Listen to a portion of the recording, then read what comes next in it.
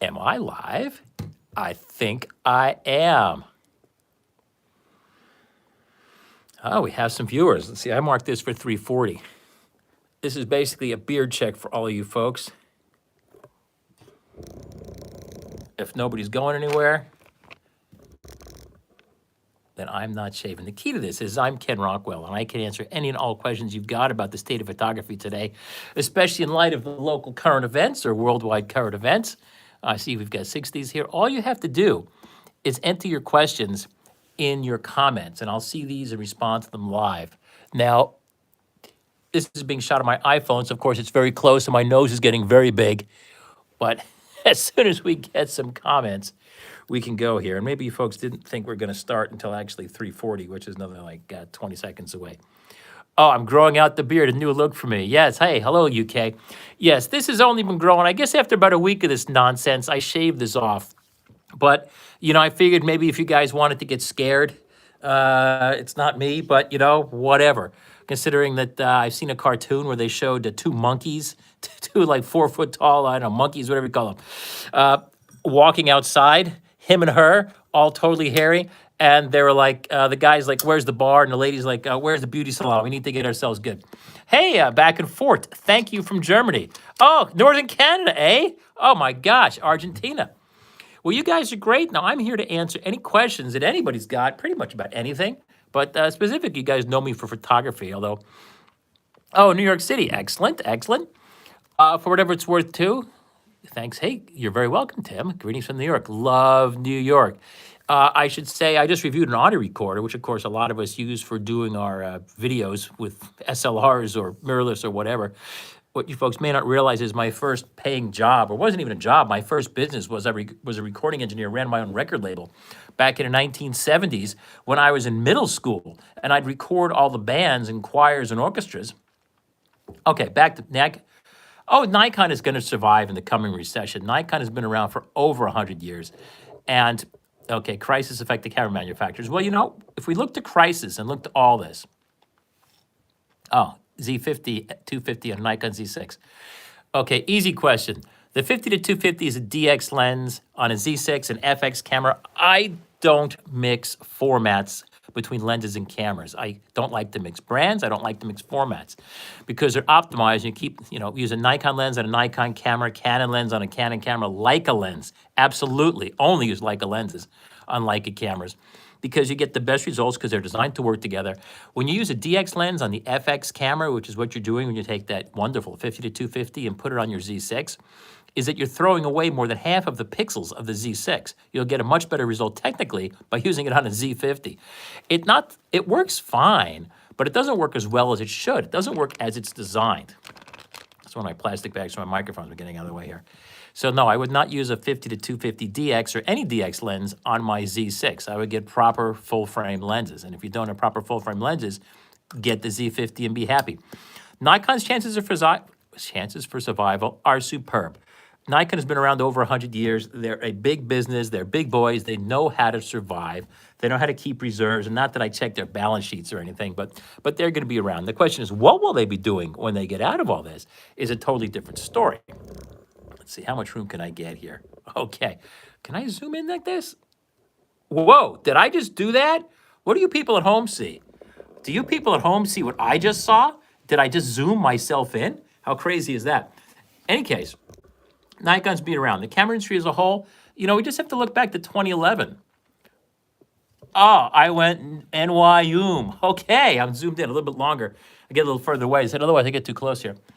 The Japanese are going to survive. They always survive this stuff. Look when they got hit by a tsunami, nuclear meltdown, and heaven knows what else with the earthquakes of 2011, March 2011, which actually hit right where all the camera companies made their stuff, right by Nikon and Canon and Sendai factories. They're just fine. We wouldn't even know what hit them. So they're all going to survive. The question is, will we survive? As everybody tells us, maybe they don't say it as clearly as I do. It's stay home, stay alive. Get out, get dead. Simple as that. You don't get dead by staying at home, locked in your secure basement with your air filtration and your own food that you've acquired since long before this happened. I mean, the guys out there collecting their beans and their bullets and everything, they will survive. And the camera companies will survive too. I think the real question is individual, especially here in New York. A lot of people get out. I mean, there's a lot of public transportation, but you know that you don't need me for that. Let's get back to cameras. Let me look. I've got a bunch of comments here. Okay, camera makers, I don't think they'll all be impacted. The whole world is impacted, but ultimately there'll be plenty of cameras. What I would be thinking is now there's a little bit less of a demand because most of our aren't out shooting. So all the stuff that usually is tough to get or maybe selling for premium, now is the time to research and stock up on your camera gear, because the last thing you want to do, much like toilet paper a month ago, is when everybody finally gets cut out of prison sentence here, and we're all allowed out and about to go to our favorite spots. In fact, I even have a workshop coming up in Yosemite in October, which if you go to the Yosemite, oh gosh, my teeth are not that yellow. Just the lighting I have here has yellow shades on it. Let me change that. Go to the Yosemite Conservancy.org, I think it is, website. I have a workshop already scheduled, and you can register for in October. The reason I haven't told anybody about it is that I also have another workshop coming up in the Eastern Sierra, which will be probably right after that. And anybody who comes for one should come for both, because by the time you've made it all the way out there, hey, it's armpit day today. You can come on both workshops for only staying like an extra couple of days. If let's face it, most of you guys are traveling from quite a far away, so that's why I haven't promoted that yet. Less yellow? No, my teeth are not that yellow. My teeth are not that yellow. It's the lighting. The problem is I've got mixed tungsten and other light here, and it's not doing anybody any favors. Okay, too bad. I just won't smile. Oh, beautiful Switzerland.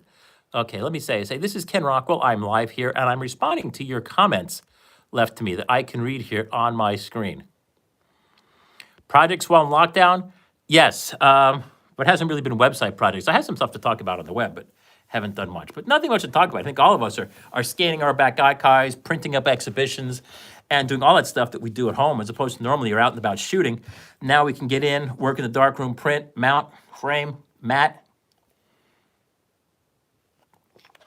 and get those shows ready to go for when we can actually get out and exhibit again. People can come out. Set the white balance to my teeth. Cool trick.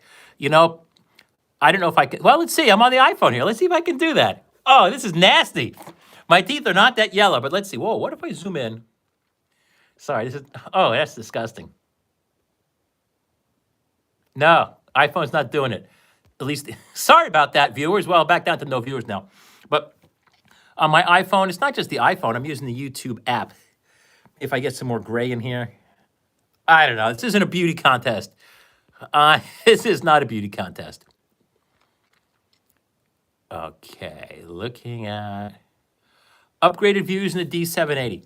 No, Z780 is great. It's an evolutionary product. Every Nikon since 2007 has had the same looking pictures.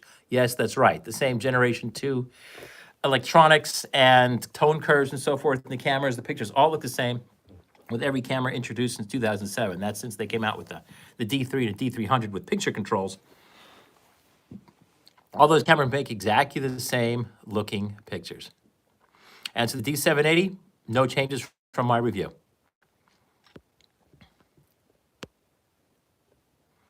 The other nuclear incident, I'm not sure what we're talking about. I'm talking about the big one that they had in Japan near Sendai, where they had a tsunami, which then led to people didn't think that, oh, well, when we get hit by a tsunami, we might lose our electrical generating capacity, and then we couldn't run the pumps that run the coolant, and things melted down in Japan. That was embarrassing, but to be honest, what really shows is everybody makes, there wasn't even a mistake. You know, bad things happen to everybody. The key is what do people do to get around it? And the Japanese, I think, recovered brilliantly.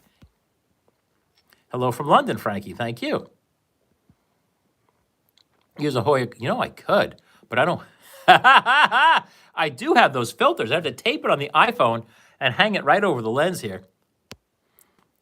I'm almost tempted to do that. Okay, again, this is Ken Rockwell Live. I'm reading your comments that you can put down in the comments section and responding to them. Oh, Fresno. God, I'll be through there again in October. There's another workshop up through there. On-camera flash. Rather buy a D800 rather than new D850. Hello from Argentina, land of marvelous steaks. No, my teeth are... Sam, God bless you. Well, let's face it, I don't think they're that yellow, but no, they weren't that yellow when I brushed them this morning. Am I reptilian? Sure, why not? What do I think about Canon? Canon is my favorite real-world brand. I mean, Leica, of course, and Hasselblad are the best, but not everybody runs that. R5 and R6. You know, maybe I fell asleep. For some reason, I fell off Canon's press release list, and I don't know why. But from all I've seen, they just said, coming soon, new fantastic R5, and I'm sure it will be fantastic. My favorite mirrorless cameras are the EOS RP. I'd say is the EOS RP, which is the least expensive one out there for full frame, strange enough. It handles the best, the pictures look the best. Well, actually, Nikon and Canon look equally good. And I don't really like Sony as much. But I think they are fantastic. Off-camera flash or natural light for portraits? Oh, well, natural light is rarely great. I use off-camera flash. If I'm photographing, I'm getting the shadow here. I have two microphones, which I'm not using right now on opposite sides. When I shoot portraits, see my recently revised section on studio strobes. I take two strobes, boom, opposite sides like this. Two big umbrellas here, and a third light behind me shooting down like this, and that's when I'm shooting portraits in my studio, and I prefer that to available light, because available light, you never know what you're going to get. Okay, back and forth asks, looking to invest in his first full frame, starting from 0. Good. And I should say, if you're thinking full frame mirrorless, remember that we're all starting from 0. Nikon makes it look like, oh, just go with our full frame, trust us. All your lenses work, just get the FTZ. No, only half your old lenses work. Now, if you have all brand new lenses, sure, then they'll work, all if they're AFS. But guess what? Half the lenses Nikon sells today, at least catalog numbers, they still sell manual focus lenses, mechanical ones. They still sell AF and AFD lenses. Those don't work properly on the FTZ. If you go Canon, everything they've made since '87 works flawlessly on the Canon cameras. But let me get back to your question here about full frame. Okay, I don't know if you can see me. I'm scrolling here on my iPhone. Which religion is the right one? Mine is always the correct one. Fuji, well, first off, Leica is immortal. It's the instrument of the immortals, like a Steinway. There's no question that Leica is the best. For actually taking pictures, I prefer Canon. Okay, looking to invest in his first full frame, starting from 0. What brand would I pick? Photo, video 20. No, for video, I prefer what I get on the iPhone. It focuses faster. Look at this. Focuses in, focuses out. Usually much better white balance. iPhone for video. It's better video. It handles very large dynamic ranges. It's much better on the iPhone than any single lens reflex camera or mirrorless camera does. So I'd pass on mirrorless for video. Also, the stereo sound is much better on my iPhone. You're hearing it live here in mono, but iPhones all do stereo sound better than most of the cameras do. What brand? I would say go to my website or Google Nikon versus Canon versus Sony mirrorless, and I have a knockdown, drag out, like 13-page long comparison of everything from like the viewfinder optics to the battery reporting and all that. And you can pick your own depending on what's important to you. Personally, I prefer Canon. Oops, I don't need to change the camera around. Wrong button here. I prefer Canon. It handles better. The pictures are top-notch.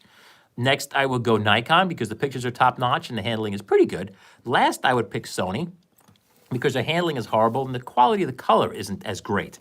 It looks good, if you're not that picky about color, but if you're as picky about color as I am, it just never sings like I can get from the Nikon and the Canon.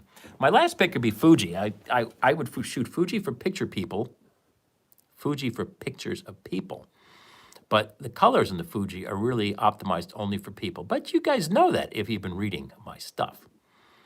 Now, let me see. I'm looking through, I guess you say, this is Ken Rockwell here. I am live.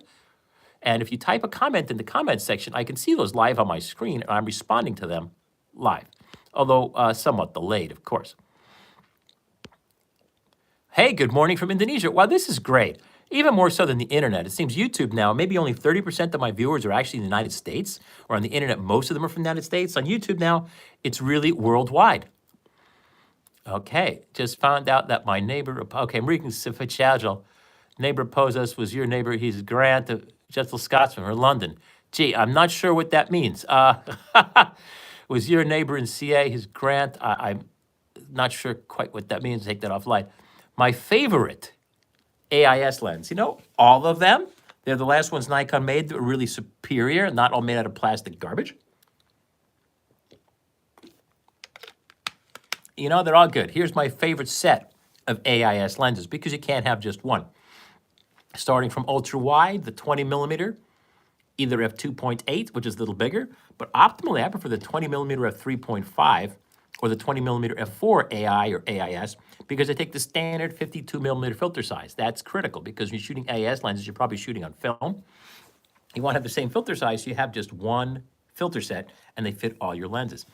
Then I take my 35 1.4, then I bring a 50 1.4, or never at the same time, my 55, my 55 2.8 macro.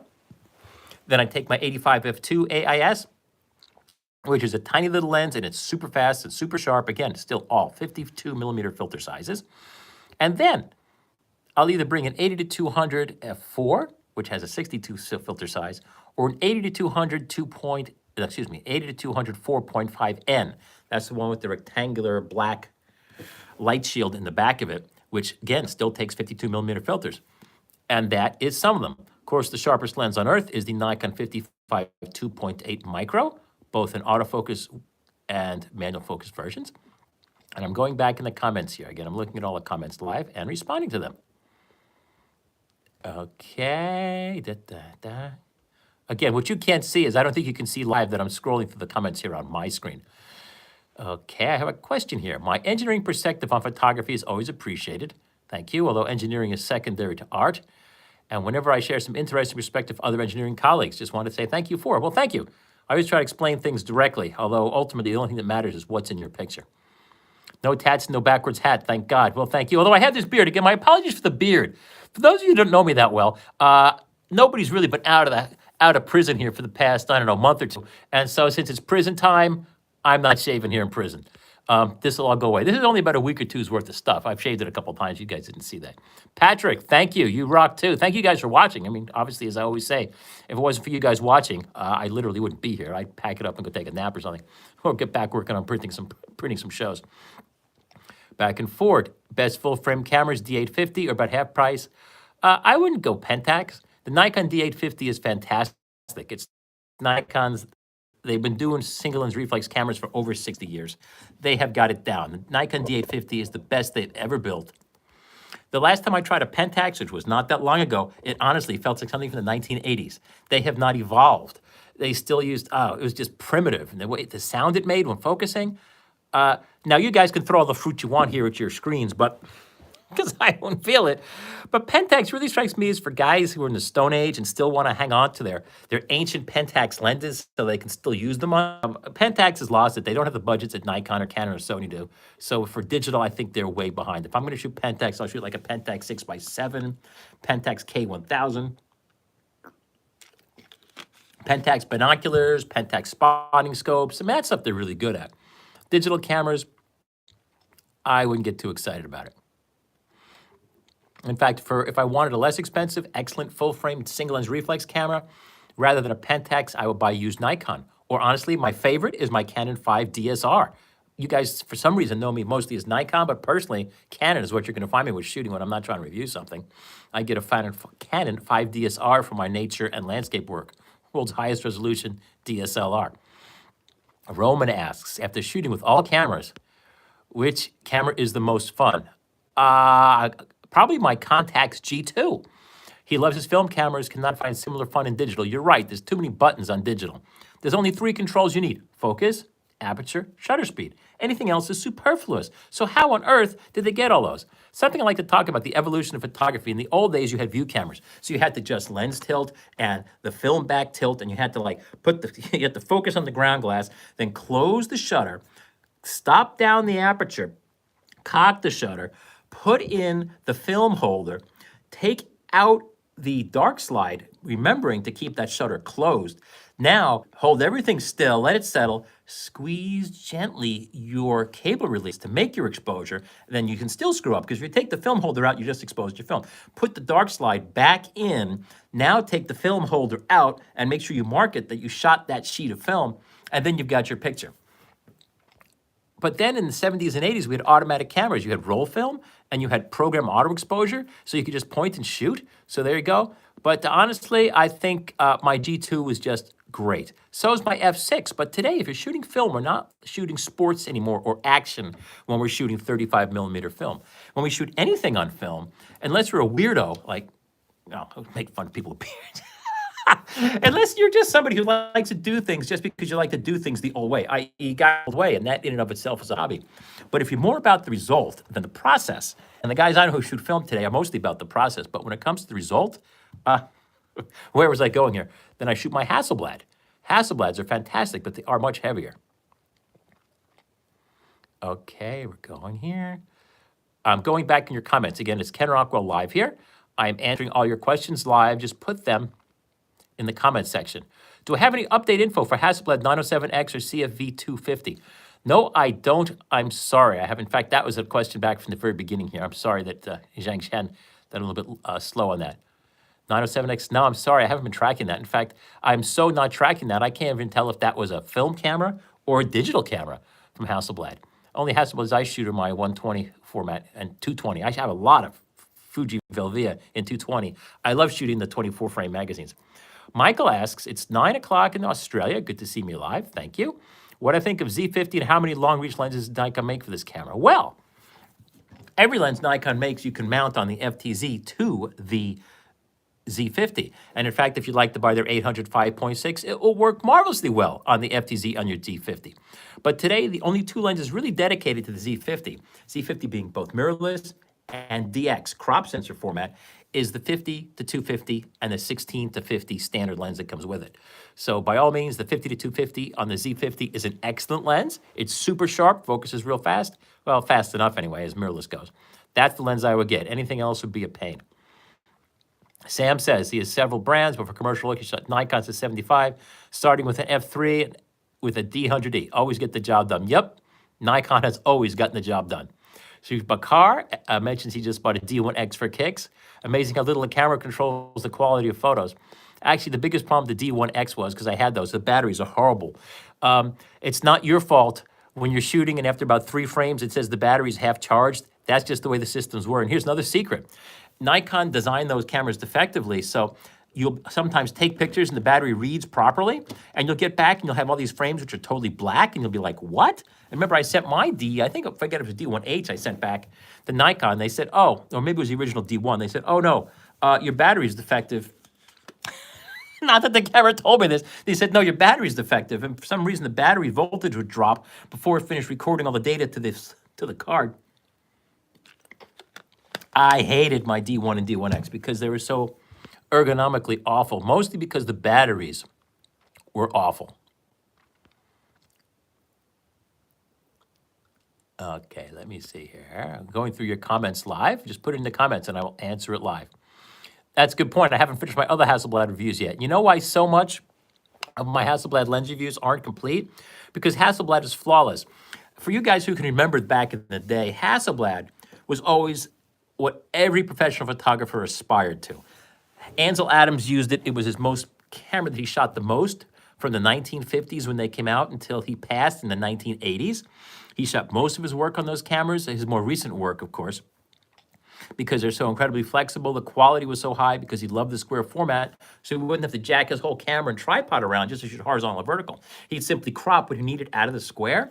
The lenses are so good, I can't say anything about them other than they're flawless. Now, people who don't actually shoot will argue, like the 82.8 versus the 103.5, which one's sharper? It doesn't matter. The 2.8 even shot wide open at 2.8 is sharp, perfectly sharp, from edge to edge and corner to corner. No questions asked. It's a German-made lens. Germans don't screw around. It's not like something from the Orient, which is designed to a price point and just hoping that nobody will notice. But no, the Germans do not mess around. So the Zeiss German Hasselblad lenses are all flawless. So honestly, with all the work I have to do and the stuff that you guys asked me to review, I just haven't had the time to review all of those lenses in great detail. You know, I'm getting behind here. I'm having too much fun, but I love having fun. Pentax religion, don't get that. Trinidad and Tobago, hi there. Well, I love YouTube. You guys are great, seeing me from all over here. Let's see, what time is it? It's 4:03. Okay, I'm about 10 minutes behind here on the comments, so I'm sorry. Favorite lens of all time? Gee, that's hard to say. Probably the lens in my iPhone. My standard lens, the 4mm f1.8, which is what they call a 23, 24, 26 millimeter. That's probably what I take most of my shots with. But that's of all time. You know, the question is, you're talking about the pictures I can make with it. or just how good it feels. Another favorite, the 55mm f2.8, which you can get today in an autofocus version, mostly a plastic lens, for about $150. Still sharpest lens Nikon's ever made. Use it on all their SLRs, although it won't focus on the FTZ. Another question here, shooting with the Nikon 51.2 is a lot of fun on a D800. Yes, I'll admit, I'm not a fan so much of Nikon's DSLRs because I prefer Canon. The main reason I shoot Nikon DSLRs like a D850 is so I can shoot my manual focus AIS and AI lenses on them. Having a real live aperture ring and everything, they shoot really well. Why do I hate? I don't hate anything. That's a strong word. As I teach my kids, I mean, hating, just hate's mean. Don't say that, but yeah, mate, it's not a real Leica. It's not 24 by 36, the Leica format. Leica invented full frame. The Leica M8 is not full frame. It's sort of a half camera. So it's a half frame. So bless them for that. It was just an experiment that Leica's part to see if anybody would actually shoot digital on a Leica, and they did. D850 is best image quality by large margin. You know, technical image quality, yeah. If you're the kind of guy that wastes time looking at things like high ISO tests or whatnot, it does exceed the Canon a little bit. But in my case, I'm all about the usability. And the fact is, when the bomb goes off, and I can just set that U1, U2, or C1, C2, C3 dial on top of my 5 DSR and get that shot, bam, instead of having to futz around in shooting banks and shooting menus and picture banks on Nikon. But we're all different. Still waiting for Hassi 907X. From Bulgaria, I love you guys. Must be evening over there. 28 to 300 he bought, and it's amazing. Yes, the 28 to 300 Nikon is astounding. He might say the Contax G2. I did say the Contax G2. Contax G2 is perfect. Am I a Gillette man? You know, I think I am. But you know what I do? I go to Costco. I actually buy the throwaway razors, and I just take the blades off the throwaway razors because they cost less than buying the refills directly. So I take the throwaway razor blades, put them on my real handle. My audio, it way off your video. You mean I don't have lip sync? You know, I'm sorry. That's YouTube and their transmission. That's been a problem in television for decades. When I worked at Tektronix, we even had a device that would actually measure and correct real-time automatically audio-video delay, and it actually worked. And the reason it didn't sell was everybody said, oh, well, it's not my facility's fault that audio and video are off, so it's got to be the other guys. So us buying it couldn't possibly create anything. Do you realize this device was so brilliant, you could use it when you created the video in the first place, and then on the receiving end, say your local TV station would actually pick it off automatically, frame sync and audio delay or advance everything, and get everything bullet right on. Nobody bought it because everybody claimed it wasn't their problem. Interesting marketing survey. Okay, Victor Mills asks, will legacy lenses make the mirrorless champion? I'm not sure what that means, but I don't think so. Simply because mirrorless is fun because we can adapt anything to them, but it's just fun for actually making pictures. It's putzing around. For instance, adapting an AIS lens to any Nikon mirrorless is crap because the aperture doesn't couple properly. So you have to focus by turning the aperture ring, click, click, click, open it to 1.4 focus, then stop it down to f8 and shoot. It's just bogus. Jared Pola making fun of me for JPEG. You know, it's a free country. God bless Jared for saying whatever's on his mind. What I always say is look at people's pictures. And not Jared, not anybody in particular, but everybody has an opinion today. I mean, I've been doing this for over 20 years. I've been shooting for over 50. And look at the man's portfolio. Look at a woman's portfolio. If they have a website, click the box that says portfolio or gallery. See what they do. It's like people talk about guns all day long, you know, but actually see how good they can shoot. And maybe they don't even get out and shoot. Like people buy cameras, don't get out and shoot them. See what people have actually produced. And before you take advice from anybody, go take a look at their work and see if that's the kind of work you will be proud to make. And if it isn't, don't take their advice. For all of you who don't know, as Ken Rockwell here on YouTube, I've had a website for over 20 years at kenrockwell.com. You can go there, click gallery, or just go to kenrockwell.com. And you'll see the sort of stuff I shoot. Hugo Fernandez, I'm sorry if the transmission goes dead. Again, there's no technical people here. It's just me on an iPhone having a good time now that I think the whole world's in lockdown, and I probably should have done this more. Yavor says DSLRs are dead. I don't know if they're dead. To be honest, DSLRs are still tops for sports and action. The only good mirrorless for sports and action is Sony, especially their A9 is fantastic for sports and action, but everything else is too slow. And actually, the A9 is awesome for sports and action. But DSLRs are still, they get faster focus. They just shoot. Now, another question here. If they ever came out with a large format rangefinder, would you go for it like a bigger Mamiya 7? Well, when you say rangefinder, I don't know if you're talking about digital or analog or film or what. So, Ken the Goat, talking about this? Thank you. Or you guys telling me how I should shave this. Gee, if I was really bad, I could do a live, like a beard modification, and you guys could tell me how you wanted to do it, but no, I'm not doing that. Oops, wrong button here. Okay, here's one. The one Kia. Good evening, Mr. Rockwell, it reads. Do you think Nikon, meaning do I think Nikon, will officially announce that it will no longer make any new or updated APS-C f-mount lenses this year? I don't think so. In fact, I don't think anybody will ever announce that they're not going to make something. You'll notice no manufacturer ever puts out a press release saying that they're stopping production of X or Y.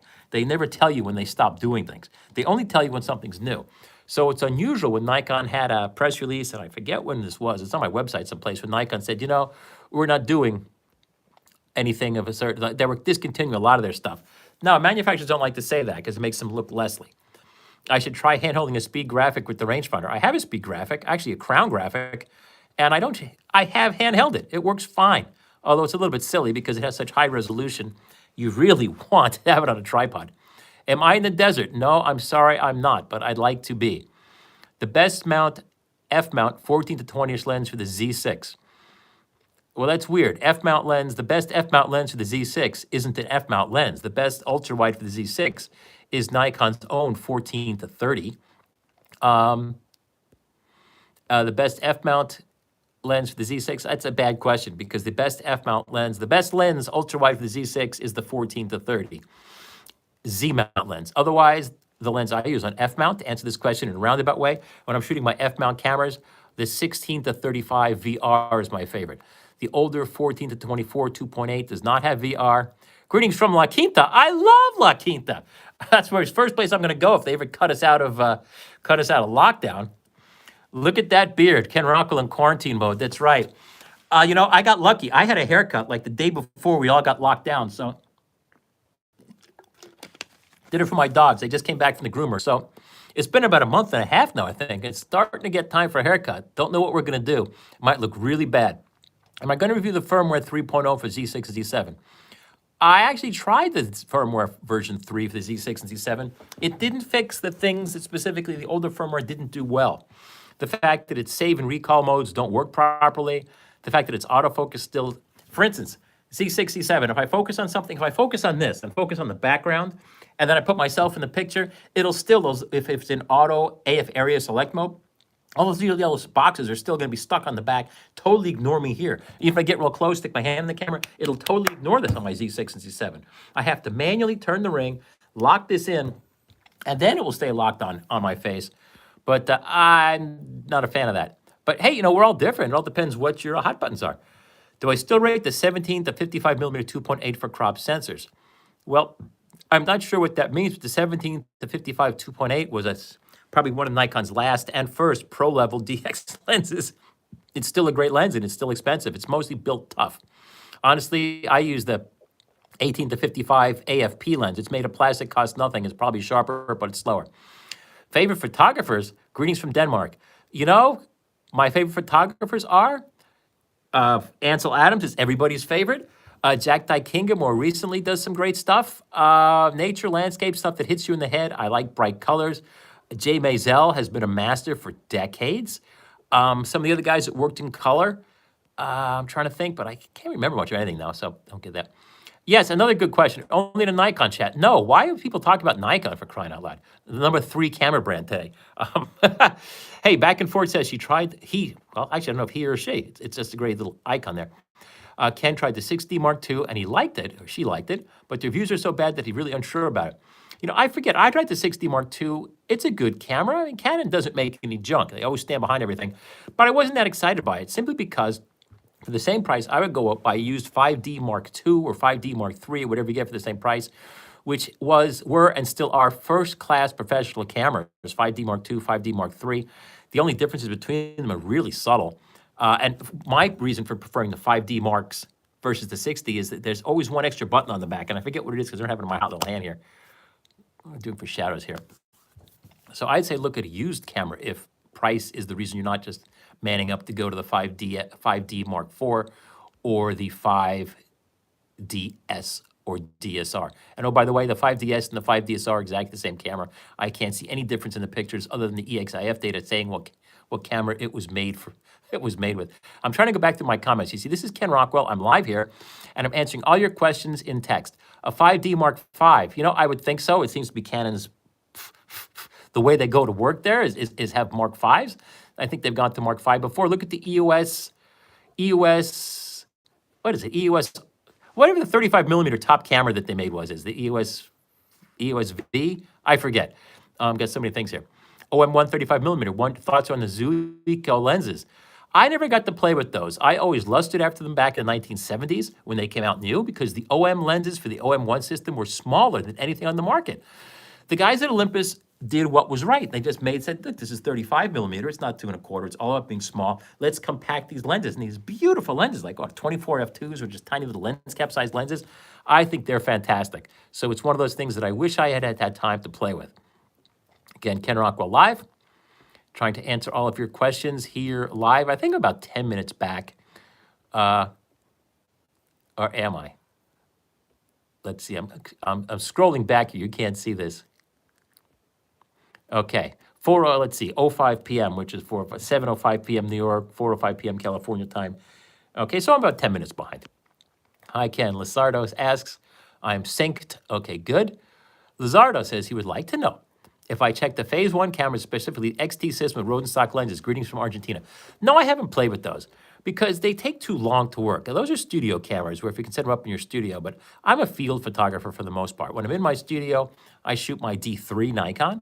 Oh, ew, even my eyes look yellow. My apologies for those of us who just joined us. I'm shooting this on an iPhone.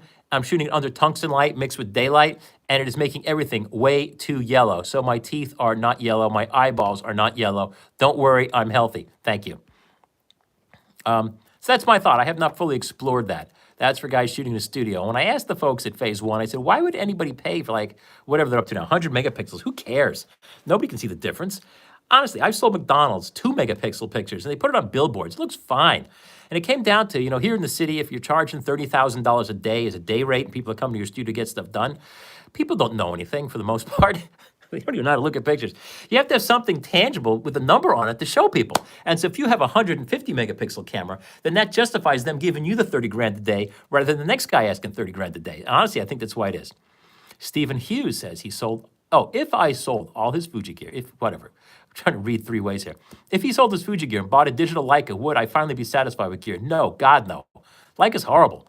Leica is for guys that like to have nice things. It's like my neighbors that drive Ferraris and don't even drive them to get the oil changed and have them taken on flatbed. Some of the neighbors drive Ferraris and drive them every day. Some of them only have 200 miles on them and never will have more. Leica hasn't been about photography since the 60s when Nikon put them out of business with the Nikon F. Leicas are just for people who like to show their friends how much better and smarter, more intelligent they are than their friends, and why they deserve more in life than their friends, and why they have great cameras. Leica is all about having a great camera, but if you want great pictures, stick with Fuji. And the IQ4, 150 megapixels. That's my thought. If you want 150 megapixels, you probably don't really need it for a legitimate imaging purpose. You need it for marketing. Mark Moling asks, D850 or Z7 or Mark IV Canon or 5 DSR, nature, animals, and landscapes. 5 DSR, that's what I use. And I have all these other cameras here. I use the 5 DSR. Why? Because I love the way it handles. I don't use, a Z7 focuses too slowly. So for animals, things that move, I don't like it. Actually, I don't like the way the Z7 handles. I much prefer the D850, but I much prefer the 5 DSR Canon. The Mark IV, 5D Mark IV Canon is for people that want more speed in frames per second and are willing to sacrifice a little bit in resolution, which doesn't make any difference. But since I already have my 5 DSR with a higher resolution, I never really kept my 5D Mark IV. So by all means, 5 DSR. And here's the thing, if money matters, you can get the 5D, which takes exactly, or 5DS, or whatever, the cheaper version of the same thing is. Pictures look exactly the same. The only difference is it costs a little bit less to buy the 5DS versus the 5 DSR. But think about when you go to sell it, will anybody really want to pay anything for the lower version? They'll probably all want the 5 DSR. So you probably make up your money when you go to sell it. Fabricio writes me from beautiful Costa Rica. What film stock am I shooting these days? Now, what's my favorite of all time? Well, my favorite film stock has been since 1990, which has been 30 years, Fuji Velvia. And I still shoot the original Fuji Velvia from my secret stock down in a cave frozen to 20 degrees below zero. I don't even use Fuji Velvia 50 because I don't have to. Although I have lots of it, And what I'm going to shoot these days, as soon as I get cut out of prison here, I actually have some Fuji Acros 2, 100-speed film, which is a redo of the Acros 100, which is my favorite black and white film. Although T-Max 100 is also a favorite as well. But I actually got a bad batch of T-Max 100 in 120 size. And during the time I wasn't able to shoot T-Max in 120 size because Kodak was way too slow on following up with replacing it, I actually looked at the data sheets, and the Fuji Acros, however, the ACROS 100 has much better reciprocity, much less failure of the reciprocity effect, so you can make time exposure and not have to worry about compensating, which is a big deal, because I'm shooting at night, supposing I'm making a 3-minute exposure, compensating for reciprocity, I might have to make a 10-minute exposure. But since there's so much more failure of reciprocity at 10 minutes, then I might have to wait for half an hour. But I'm not going to wait for, can you see this? I'm talking Italian here. But I'm not going to wait for half an hour, so I'm going to have to shoot it like a minute-long exposure and open the diaphragm an extra stop. But the Acros film has much less of that. Another thing the Acros film does better than the T-Max is it has more red sensitivity. The T-Max is not that sensitive to red. So actually the T-Max, you really need to use a yellow filter in daylight so the skies don't wash too far out, but you can almost get away without using a filter using the Acros. And the new Acros is the same stuff. It's got a little bit more highlight contrast, but that won't matter much. It's made in England. Take that one. We all know what that means, but apparently if you look at the data sheets, it's exactly the same except for a little more highlight contrast, so it's still great stuff.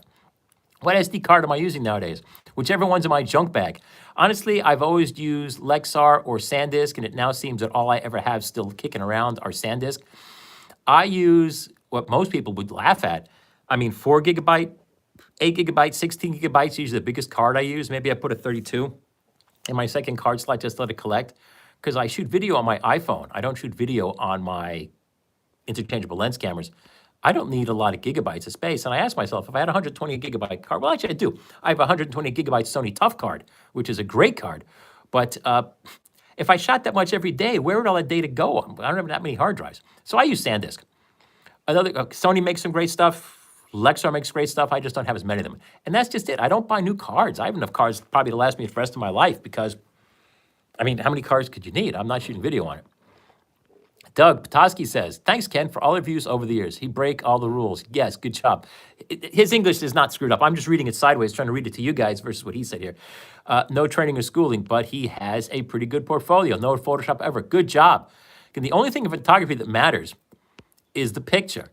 The more you spend paying attention to your picture and the less time you spend worrying about your camera, the better your pictures will be. What primary focal length do I use for street photography? You know, I usually use my 18 to 55 or my 28 to 300 zoom. So that's not really the issue. People might say 35 millimeters, but street photography too could mean a lot of different things. If you're taking pictures of strangers eating in cafes, then that's not my thing. Taking pictures of stuff I see as I walk around, that's something else. Hello from Russia. Gee, it must be getting late there. I love Russia. I've actually been to Tula and I've been to Moscow in the dead of winter and loved it. Very, very good trip. That was like 96. For those of you just joining us, no, my teeth are not this yellow. It's the white balance mixing whatever here on my iPhone, which I can't figure out how to set manually. And I'm responding to your comments left in the comment section and answering them.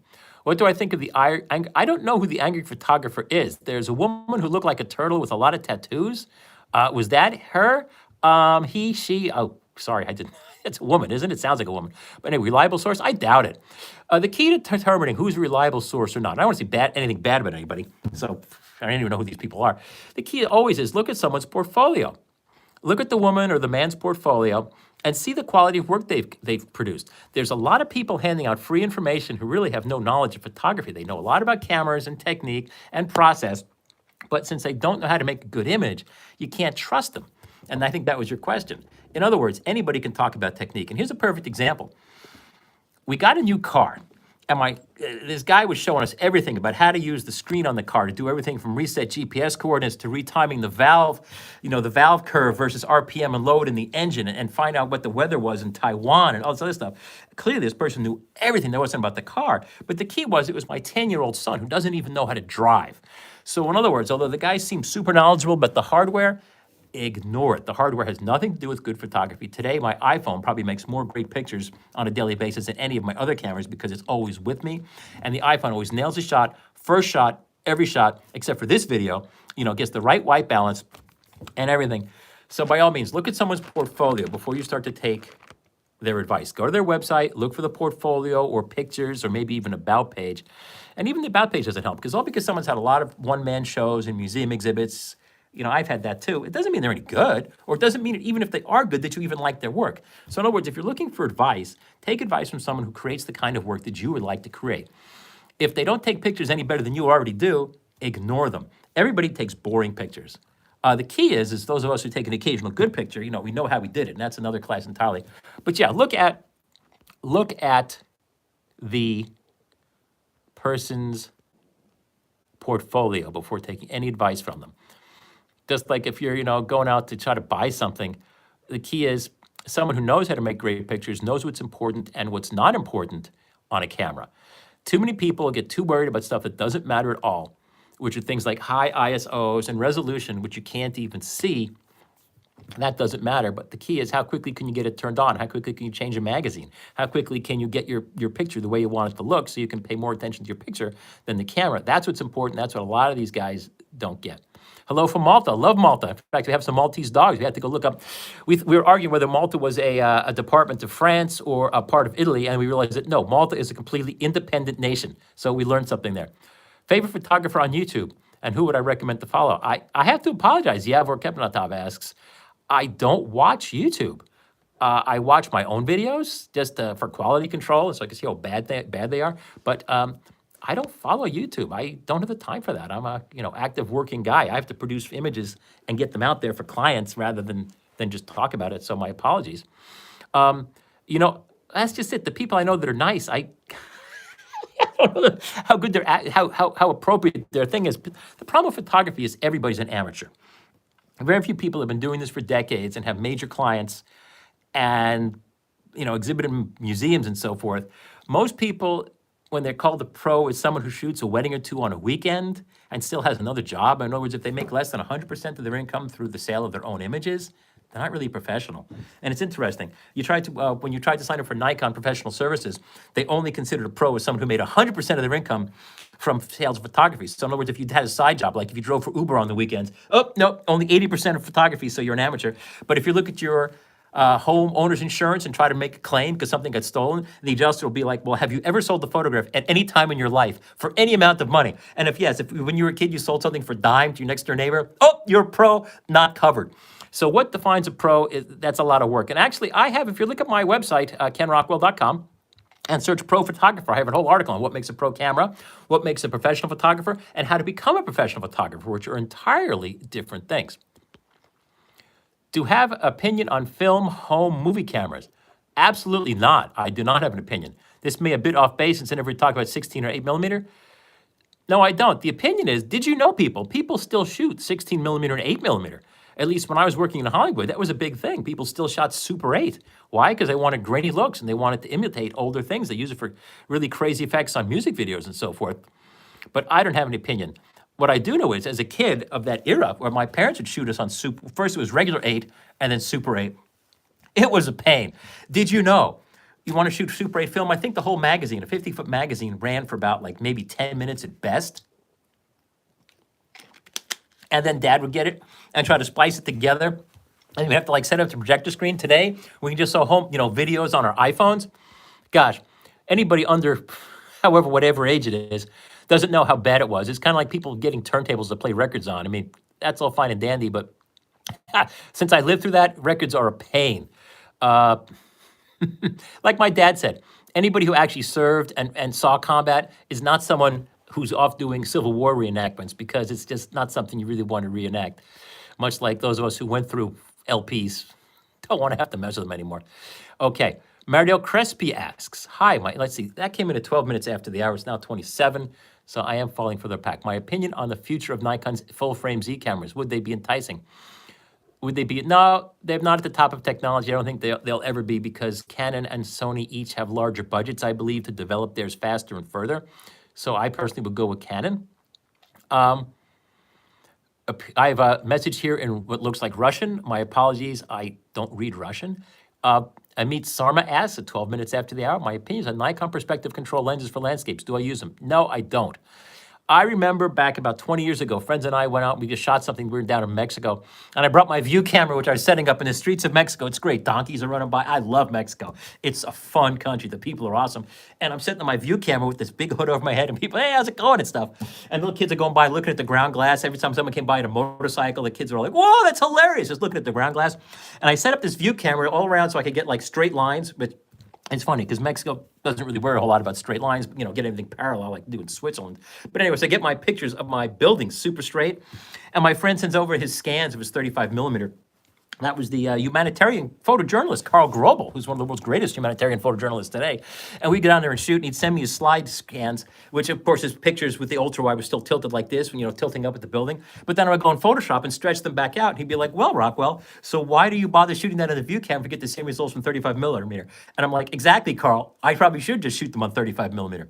So I don't worry about perspective control lenses today, considering especially we're shooting on a digital camera, and it's easy to change in Photoshop or probably any other software. I don't use them. On the other hand, if I shot architecture all day for a living, I think I definitely would have them.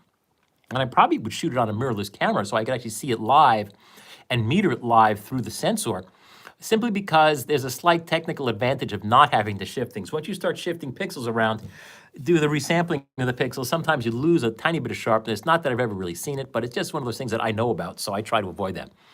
Okay, good. KD is jacked all about his new Voigtlander 58 millimeter f1.4. Good job. I don't think I've tried that one yet.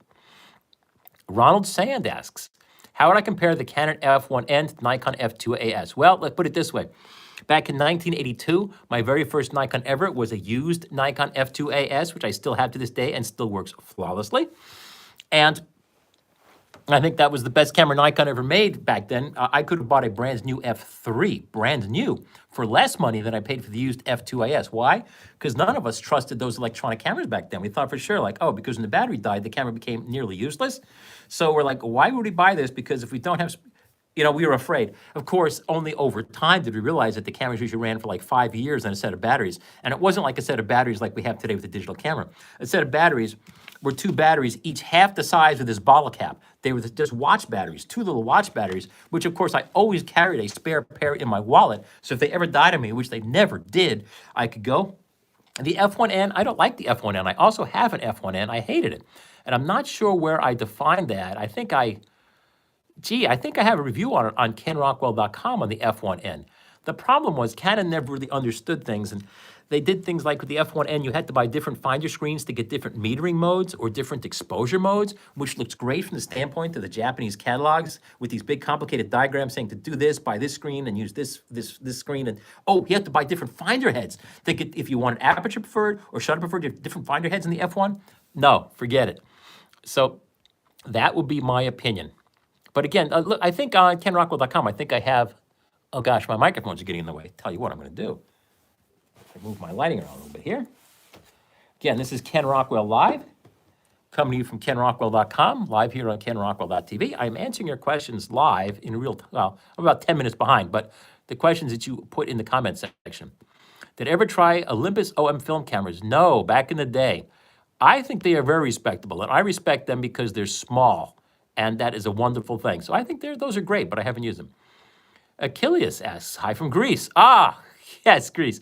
Did a spherical element affect? Yes, spherical elements do affect the quality of bokeh, usually in a bad way. And in fact, a lot of spherical elements are made with a successive approximation kind of grinding. So there's actually successive rings of the lens, which work great when things are in focus, but when they're out of focus, you get this weird looking bokeh where everything's like looking like onion peel. Well, not onion peel, but if you slice an onion, have all those concentric rings, which actually you can see as separate rings, that's bad. Sony now has what they think they call ultra spherical or extreme spherical, which is brilliant because it actually makes the spherical elements that have great bokeh. And when I asked the Sony high-ups how they made it, because I was curious, was it molded? Was it ground? They wouldn't tell me. It was that secret, so that's a good thing. Do I still like the X Pro 3? No, I like everything, but I don't actually love the X Pro 3. I much prefer my X100F, I think, or X100V today. The X Pro is a viewfinder, rangefinder camera, digital, but for interchangeable lenses, I don't like interchangeable lens Fujis. I prefer the fixed. I love Alaska, Paul. When are you coming? Gee, tell me, as soon as I get out of lockdown here, I want to get up there. Where in Alaska are you? I guess most people are in Anchorage, but tell me. Looking at more questions here. And if I miss anything, feel free to ask again. Vancouver, BC, eh? My thoughts on Fujifilm skipping full frame and doing an end run on medium format. I think it's brilliant. Do I see them supplanting Nikon, Canon, and Sony? They do. In fact, I think guys at retail were telling me that starting at around my B&H that I talk to all the time. You know, I wouldn't even call it a plug. I have been buying from Adorama and buying from B&H since each of them opened back in the 1970s when I was like 10, 15 years old. Love those guys. Back when I was like a 15-year-old, I'd walk into them with the cash because they had no credit card back then and buy whatever I needed in Manhattan. They always took care of me. They never, I can't see this on TV, they never lied to me. I can't use a potty mouth word, which is what we would say in New York. But no, they always had what they said they were going to have at the right price, and it was what I thought I was going to get. Those guys are awesome, which is why they continue to grow. And all the crummy stores that we had in New York City back in the 70s, they're all, I wouldn't say words, but why those guys are all out of business. When's Nikon going to announce the next versions of Z6 and Z7? Honestly, I don't know. You know, it's been a year and a half. I would look at other cameras. They're usually about 3 years from major announcement to major announcement. Steven Terry says he's always looking for a light and small 35 millimeter for his D810 to use on travel. I don't mind a big manual. A good lens. Yeah, man, try the 35 1.4 AIS. It's also super fast. Put that little puppy in your pocket and use it for low light when you go out at night because it works great at f1.4 and stop down. It's also super sharp. But also, you know, Nikon didn't make that many different ones. You could get the 35 2.8 or the 35 f2 was very popular. They're a little smaller, a little bit less weight, but I love having, it's like having a 1,000 horsepower car. I love being able to open it up all the way to f1.4. On the other hand, here's another tip that you probably wouldn't expect. Some value I can add here for Stephen asking for a small 35 millimeter lens for his D810. I have a review on my website at kenrockwell.com. Use the search box. It's a 40 millimeter f2 Voigtlander spherical 40 millimeter f2. It is ultra, ultra sharp, and it is a pancake lens about the size of a lens cap. I think that's what you'd love. Sufagel says, what's my view on the impact of COVID-19 on the photography industry?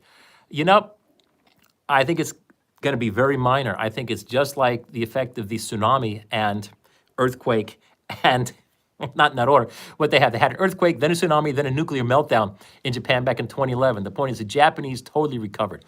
I think the photography producers are less of a problem than we consumers. I think an overall, my plan is now is a time to be gearing up for whatever you're going to be doing this summer and this fall, because we've got the time to stay home and research. And the stores are all open. I mean, I only buy online, so they're still humming along just great. And you can get what you want, and I don't think there's as much demand, so you can get what you want now at a good price.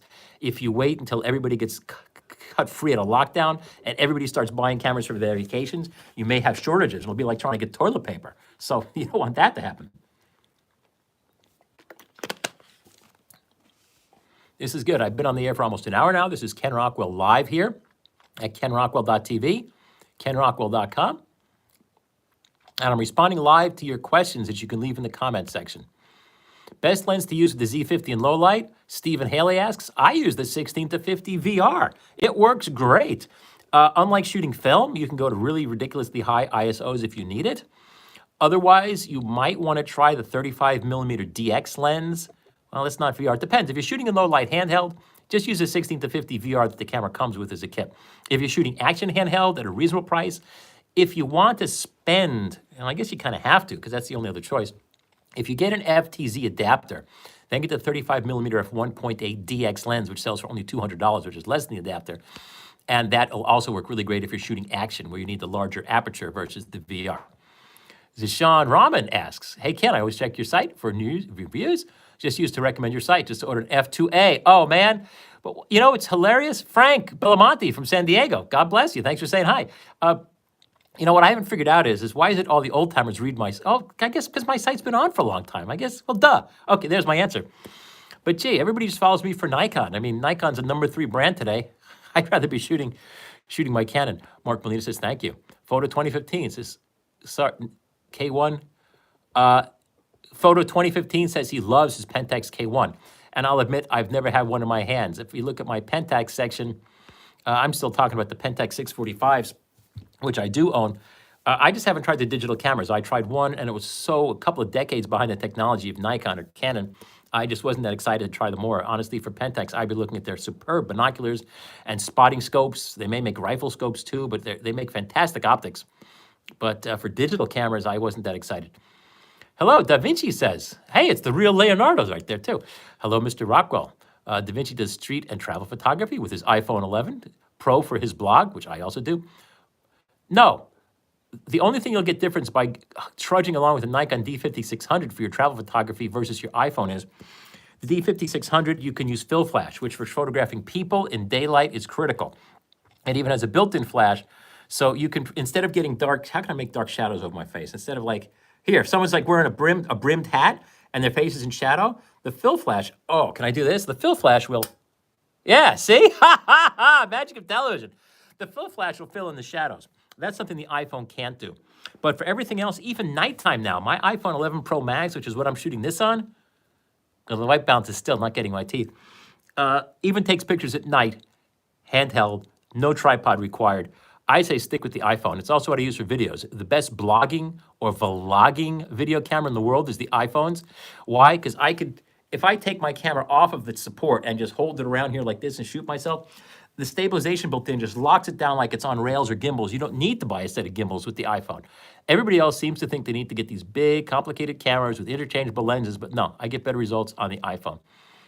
So the great thing is too, if you're curious about using a 5600 on your travel photography, by all means, the reason I've used Adorama and B&H since the 70s and Amazon since the 90s and Crutchfield also since the 70s, and the links are all at kenrockwell.com, is because you've got at least 30 days, 60 days in the case of Crutchfield, to try it yourself. And if it does what you want it to do, doing what you want to do, great. If you hate it, you can send it back and get your cash back and not get a dirty look like if you bought from a local store. Okay. Yes, I am waiting for my Nikon Z 7200mm of 2.8S. And when I get mine, you guys will know all about it. Kevin Denmark says, how would I justify starting a business of taking pictures of Instagram girls to your wife? Oh, I would avoid that. Now, if they're cute girls, well, let's see. If they're little kids, if other people's moms, if all the moms in the neighborhood want you to take pictures of their little kids, that's good. I remember when I was in Guatemala and I brought a Polaroid. Let's see, maybe I'll turn off this fill light. When I was in Guatemala and brought a Polaroid camera, I did not realize how popular it'd be because back then we were going to the sticks, STYX, the sticks of Guatemala, not the big cities. And back there, nobody had a camera. Nobody had money for a camera. They're too busy worrying about other things. And so I showed up with a Polaroid to take a picture of one woman. She's like, asked me to take a picture of her and her child, which I did, her little baby. And she loved it. And this was the funniest thing. She went off and told her girlfriend, who brought her daughter over, and I took a picture of the two of them together. And then my friend, internationally renowned humanitarian photojournalist Carl Grobel, has a picture of me with the line going around the block with my Polaroid SX70, taking pictures and handing it to these women. And I realized still to this day, it may have been the only child picture that they had of their kid when they were young. So if you're doing that sort of stuff, that's great. But if you're doing what I suspect you're doing, which is taking pictures of pretty girls of marrying age, I would avoid that. My only personal experience is another personal friend of mine used to do that. He was a very avid portrait photographer. In fact, he's the one who sold me the lights I use in my studio every single day for the past 20 years. When he went out and bought some even better lights for his home studio, which was his garage. He would pull his cars in, and then he'd pull his cars out, leaving the light set up all around, and would have women come in, and he'd photograph them in boas and crazy outfits. And we go over there with our girlfriends and stuff, take pictures of us and our girlfriends all in these crazy costumes. Here's the problem. Even if the woman says that's okay, it's not okay. In fact, what did I do? My son and I were looking at a female language translator on YouTube. Here, I'm going to get in trouble now, but it's great. They show a guy asking his girlfriend or his wife, okay, is it okay if I go play golf? And she's like, yeah, okay, honey. And this little translator he holds out and says, no, you not go. So I think your question is, if I'm reading your question correctly, I think it's not a technical question, but a human question. No. Let me see. If you're married, no, you don't look. In fact, I had a boss that told us once, and this was great. He said, guys, something he had learned from being married longer than I wasn't even married at the time. He says, guys, forget every girlfriend you ever had. They did not exist. And if the wife ever starts asking you about them, just tell her they didn't exist. It never happened, because no matter what you say, it will be held against you and you will be in big trouble. So I hope I answered your question. I probably didn't, but let's see. So Kevin asked, how would I justify starting a business of taking pictures of Instagram girls to your wife? Well, it depends. If the Instagram girls are paying you to photograph this and you're making money to feed the family, that's good. The only problem is you're probably engaging in unapproved activities here, if it's what I think. You would know your wife better than I do, and I have no idea what your relationship is, but I think women, they're not fact-based like men. They live in a different world, which not that it's any better or worse, it's just totally different. So, oh, I'm going to be in so much trouble here. But the problem is women don't really watch my website, which is sad. But in any case, I would probably steer clear of that unless you make a lot of money, unless it's something that helps you feed the family, buy your wife a new car, new house, more clothes, flowers every single day. I don't know. That is a tough one. But I like those kind of questions because I have to think. And I'm not sure if I understood it correctly, so my apologies if I've offended anyone or somehow answered the wrong question. North Queensland, Australia. Gosh, YouTube gets around. Mark Wilson asks, do I have any tips for transferring film negatives or prints to digital storage? Yes, I do. For film negatives, I hate scanning negatives. Even back when that's all we did. Back in the 1990s, digital photography meant taking your film, sticking it in like a borrowed film scanner because they were too expensive to buy for yourself, and then scanning it. And the scan makers all lied. They said, oh, scans in 30 seconds, scans in 45 seconds. No, it actually takes like 10 minutes to scan. And that's after you get the film out and get it all dusted off and get it stuck in there. And then you have to name the file and save it. Oh, I hate film scanning. So when I want stuff scanned, I just have my film scanned when it's actually developed at North Coast Photo Services. And I think their website is northcoastphoto.com. They're in Carlsbad, San Diego, California. They take orders from all over the world. And last I checked, they're cooking along there. I haven't been there in about a year, but I would send, in fact, no, someone just asked me during this current lockdown. They sent a whole bunch of slides or negatives to North Coast Photo in Carlsbad, California. They got them back and they loved it. So I would not do that myself, not even with somebody else's scanner and a 10-foot pole. For flat prints, honestly, any of these $50 combined printer, scanner, fax machines you can get today have excellent scanners. The flatbed scanners do a superb job of scanning prints. It's difficult to scan negatives, but scanning prints is easy. And if you have few enough prints to scan, I would do that myself. Also, too, Mark Wilson asked about scanning these. I have an article I wrote probably back in the days of film, around 2005. Just go to kenrockwell.com, look in the search box for scan 3,000 slides, and I have my thoughts on that. Okay. LOL, Ken Wheeler, and there's a 4-digit acronym that I don't understand, but I'm not going to say it because it might be inappropriate for children here, as this is a family channel. In fact, my kids are probably watching this and laughing at me because I probably have some booger hanging off my nose or something, and they're just in giggles. Anyway, because they all subscribe and they all get little dings when I go on live. Nigel Lee asks, hey, Ken, you've heeded a lot of my photograph advice over the last decade, and he's just wondering, what's my real opinion of mirrorless cameras for proper stills photography? Well, I'm not sure what proper stills, he has that in parentheses, means. I'm not a camera bigot. I don't care what kind of camera somebody uses for anything. The only thing that matters to me, because I'm an artist first and foremost, I'm not a photographer, I'm an artist who happens to work with photography, is the final image. And as an artist, that final image is simply done when it matches the vision you have in your own imagination. And all the process is getting what's in your imagination into a tangible form you can actually show somebody. So mirrorless cameras, it's kind of like in the days when people argued, is it really photography if it's digital, or is that cheating, or is Photoshop cheating? I don't think there's anything as cheating in photography. It's whatever helps you get the image you want. I do find mirrorless is really slow and clumsy if you have to shoot action. But when you say stills, maybe it's stuff that doesn't move. So I hope that answers your question. Okay, it's Ken Rockwell Live, and I'm reading your comments left to me as questions, and I'm reading them live here on the air. And let's see how I am. You know, I love you guys too. You guys are all on the level. You're behaving yourselves. Okay, that question came in at 4:24 and is now 4:47. So, oh my gosh, I'm now running about 20 minutes behind here. So thank you. Back and forth says greetings. Thank you. Okay. Blue Newt says me too and loves it. Bug Patowski says feel the photo inside. One of his best photos ever was Golden Cross in the sky at sunrise a few weeks ago. Basic cell phone, 1.5 megapixels. Only thing that's important is the photo, not the camera. Absolutely, Doug. Gosh, you guys, read my articles I wrote like 10, 20 years ago called It's Not Your Camera. I have pictures I took with broken cameras that had to be sent to the crusher because they couldn't be fixed. Some of my best work, which honestly, I have one piece I shot on a camera that had broken focus. It tried to get repaired 3 or 4 times. It couldn't get fixed. You know, the store that sold to me just crushed it and had to destroy it. I took one of my most famous big magenta pictures of a sunset in Mona Lake, California. It's won numerous awards worldwide. I have to laugh. I have a picture. There's a gallery that usually hangs Ansel Adams' original works. And when they had a jury exhibition that I participated in, I have a picture of my work on the floor with Ansel's work on the wall. Ansel's work is about to come down, and my work is about to go in the same spot Ansel's did. And I shot it with that broken camera. So it's never about the camera. It's about the man or the woman that knows how to take the picture and makes his camera or her camera do whatever it is it needs to do what it has to do. And you notice, actually, the camera's here I should be looking at. And the reason I look over here is this is where on my screen your comments come up live. Okay, Damian Schroeder says, do I think it's possible to be a professional photographer without social media accounts? Oh, absolutely. You know, if you're good and people know who you are, your clients know who you are, you don't use social media accounts. I use social media for fun. But you know, like all marketing, you know, the more publicity, the merrier. So that's, you know who to ask for that? Even better.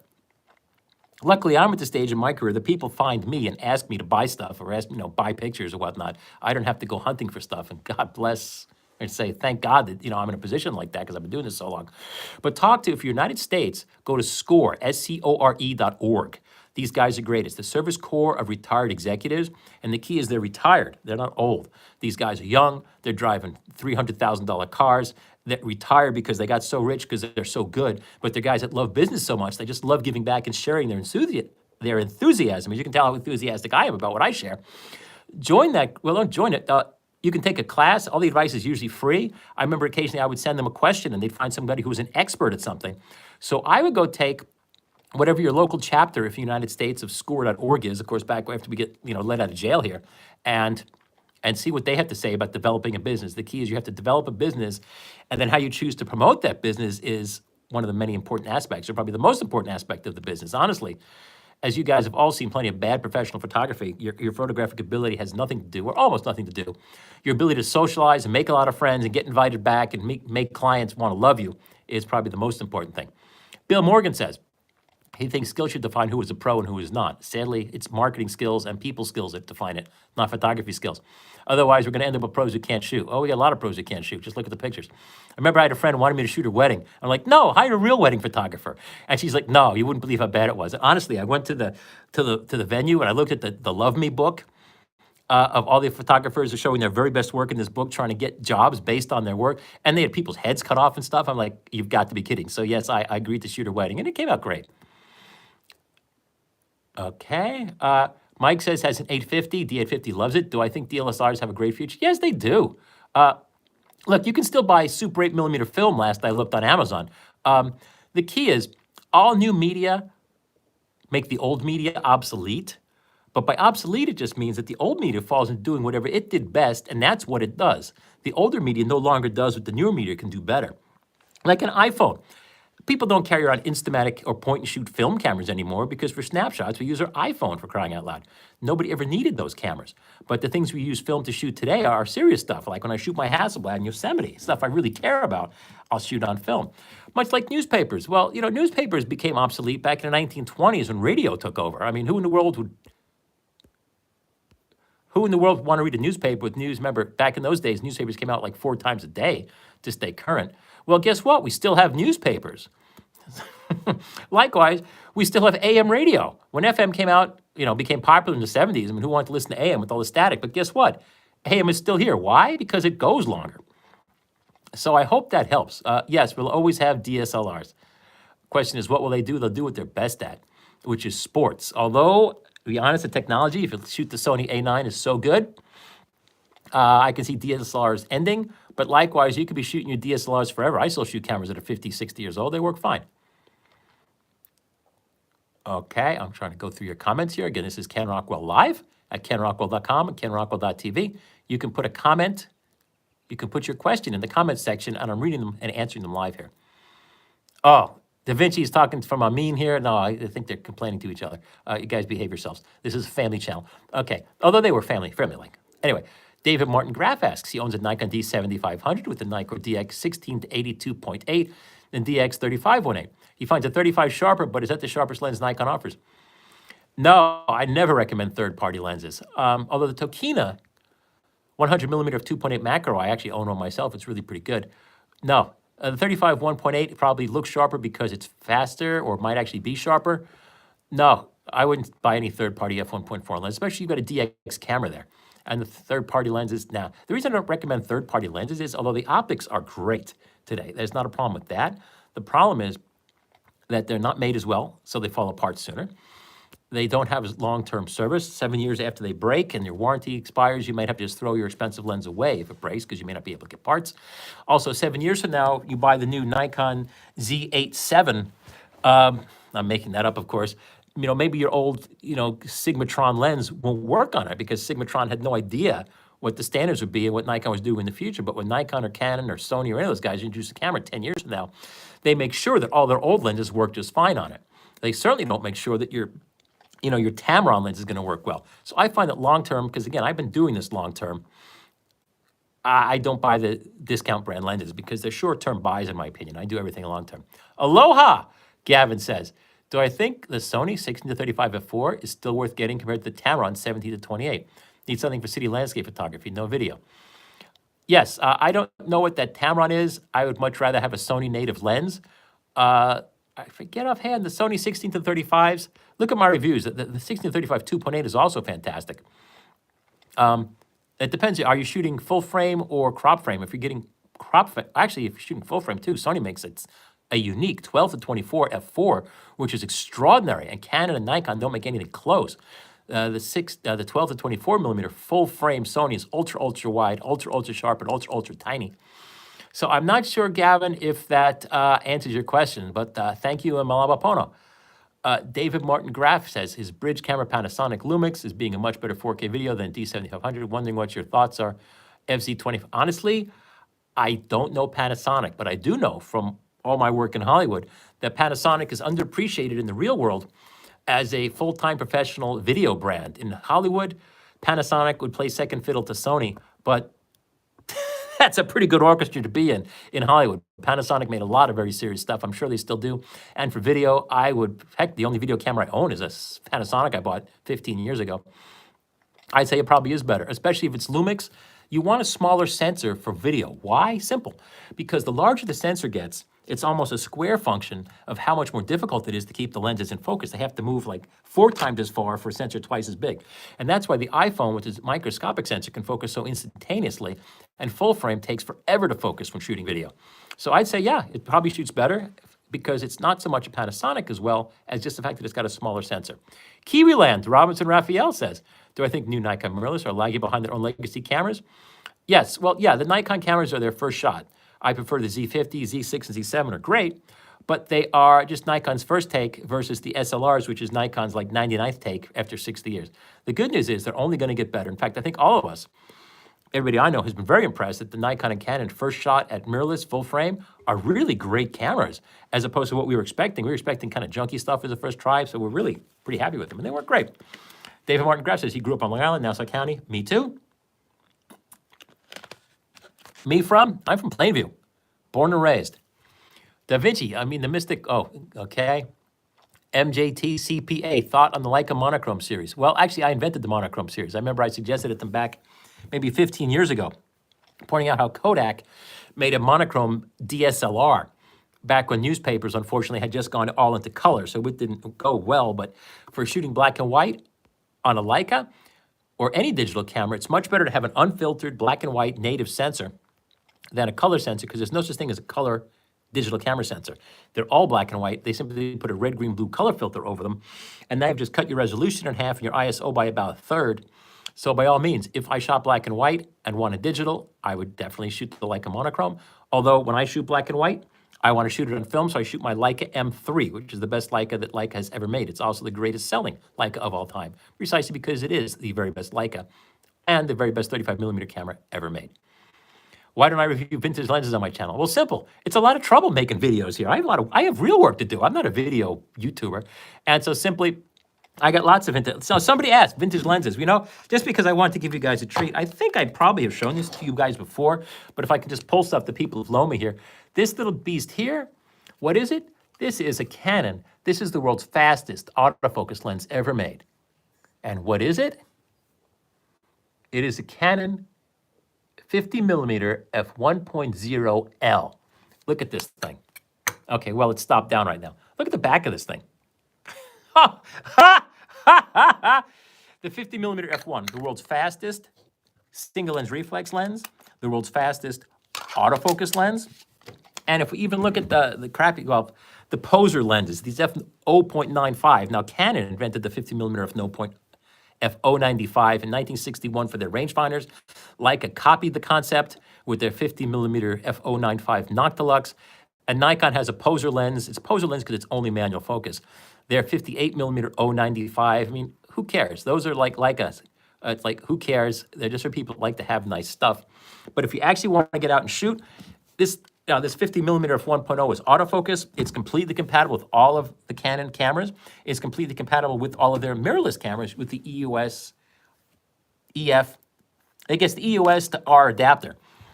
Works great. Now, honestly, their f1.2, which I also own, actually is better optically. So the f1.0 is more just being able to say that you have one. But the point is, Canon's still out front.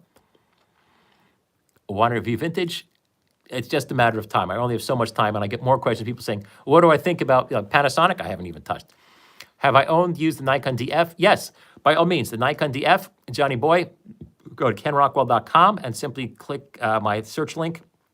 Search for Nikon DF. I have a knockdown, drag out written review. It's a great little camera. One of its fortes and one of its strengths is if you want to shoot old pre-AI lenses, it'll work with them with stop-down metering. On the other hand, it wasn't really all metal. It's mostly got plastic dials, but they're all covered in metal, so they look like metal and they feel like metal until you actually start to use them. So honestly, I kind of got excited by it when it came out, but today I'm probably more excited with the 850. Do I think prices for cameras will drop and lenses? Well, the prices for cameras and lenses in the United States depend more so on the yen to dollar exchange rate, which is now running around 107 last I looked. It was around up at 300 back in the 80s, which is when buying gray market made a lot of sense. The yen-dollar exchange rate is what you need to look at. And when that becomes favorable, i.e. if it gets closer to like 110, 120, prices drop. But the makers don't actually drop the prices. What they do is they start offering rebates. When the exchange rate becomes favorable to us here in the United States, they will offer rebates. And when the exchange rate becomes unfavorable, they'll simply not renew the rebates. This way, don't look like jerks raising the price, although that's effectively what they did, because most people don't realize that they're foreign companies and the money all goes back to China or whatnot. So they don't want to have to explain to people what exchange rates are between dollars and yen. Yes, I know money goes back to Japan, but that is that. Especially now, I have not bought anything lately because I'm still trying to, stuck here at home working on other projects rather than shoot. But said now is the time to research and buy your gear, mostly because like toilet paper a month ago, as soon as everybody gets let out of prison here, everybody's going to be buying all the cameras up for their vacations. We're all going sick with vacations and stuff when we get cut out of here. And you need to have your gear in your hot little hands ready to rock and not try to order it when you finally start hearing that, various states are starting to relax their quarantine requirements. So I'd say get on that now. Okay, Punk Rachmaninoff. Oh, that sounds cool. Kind of like, what was that group? Apocalyptica that played what was it, that awesome group? They played Metallica on a cello quartet, 4 cellos. It's awesome. He likes his Super Rare Pentax M20 F2. Pupper needs a review. Yes, they all need reviews. Paul Milder says, Ken, I now have a daughter who moves about quickly. All these mirrorless cameras cost so much. Nikon D610 about 700, but your website says go for the D750. D610, D750, I think the D610 just got discontinued, so you're probably seeing weird prices for it. Like sometimes Amazon will have high prices for the last couple of new ones. I say get either one of those. Don't go mirrorless for chasing your daughter around. I would get a DSLR because it focuses faster. Also, I think another great camera is the Fuji X100 series for photographing people. Paul Milder says, what's the difference between the two? 610 and, okay, the D750 is a newer camera. No, it's about the same, about as old as the D610. D750 was an upper model. It was a better model, better camera. D610 was a cheaper camera. The biggest flaw in D610 was autofocus does not work that well in dark. But the D610 just became discontinued. D750 is probably on the way out, replaced by the D780, which is a very similar camera. I hope that helps. Bill Morgan asked at 41 minutes past the hour. It's now 02, so I'm about 20 minutes behind here. This is Ken Rockwell Live, answering your questions that you can post to me in the comments section. Bill Morgan loves his 5600, although it's cheap. It still has flash compensation. Yes, when we play studio setups, it does. 5600 is superb regardless of what. Buy the book by Brooklyn Beckham. The Mystic says. It'll teach you the difference, but in short, quality of the photographs, okay? Favorite travel camera is my iPhone 11 Max Pro. What is it? 11 Pro Max. Next to that, it could be anything. My X100V, is that right? X100F, if I'm traveling with the family. If I'm traveling with myself, well, then it's a photo trip and it's not really travel. Also, little Sony RX100 gizmos. Those are also really good if you need a zoom lens. In fact, the lead shot on my website, kenrockwell.com, that photographed the lightning off in the distance in the Bahamas with the hotel in the foreground, I shot that on the Sony RX100, which I took on travel down to the Bahamas and simply rested it on the railing. Nikon D700 in the year 2020, D700 is great. It's a modern camera. The pictures look exactly the same as today. It doesn't have a lot of features, but it doesn't have a lot of the price. Hero 7 versus Hero 8. I'm sorry, I don't know GoPros. Dave D. What camera stands out in memory as a favorite and why? Well, if you guys only want to talk Nikon, Nikon FA offered full program automatic, aperture priority, and shutter priority automation with every manual focus lens. Also the Leica M3, also the Contax G2. No digital cameras stand out, although I still use my D3. I don't look at that as a pass. My D3 that I bought in 2007, I use it every single day in my studio. Digital cameras are throwaways. They don't become classics because digitals are still developing, and the cameras of today are so much better than the cameras of 10 or 20 years ago digitally. Absolutely.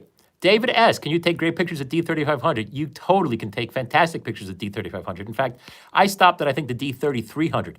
If you look at my D3300, I took that on a different trip to Bahamas, and I took absolutely awesome photographs with it. So, no, the only reason to buy a bigger camera or fancier camera is if it makes it easier for you to take pictures. The quality of the pictures is the same.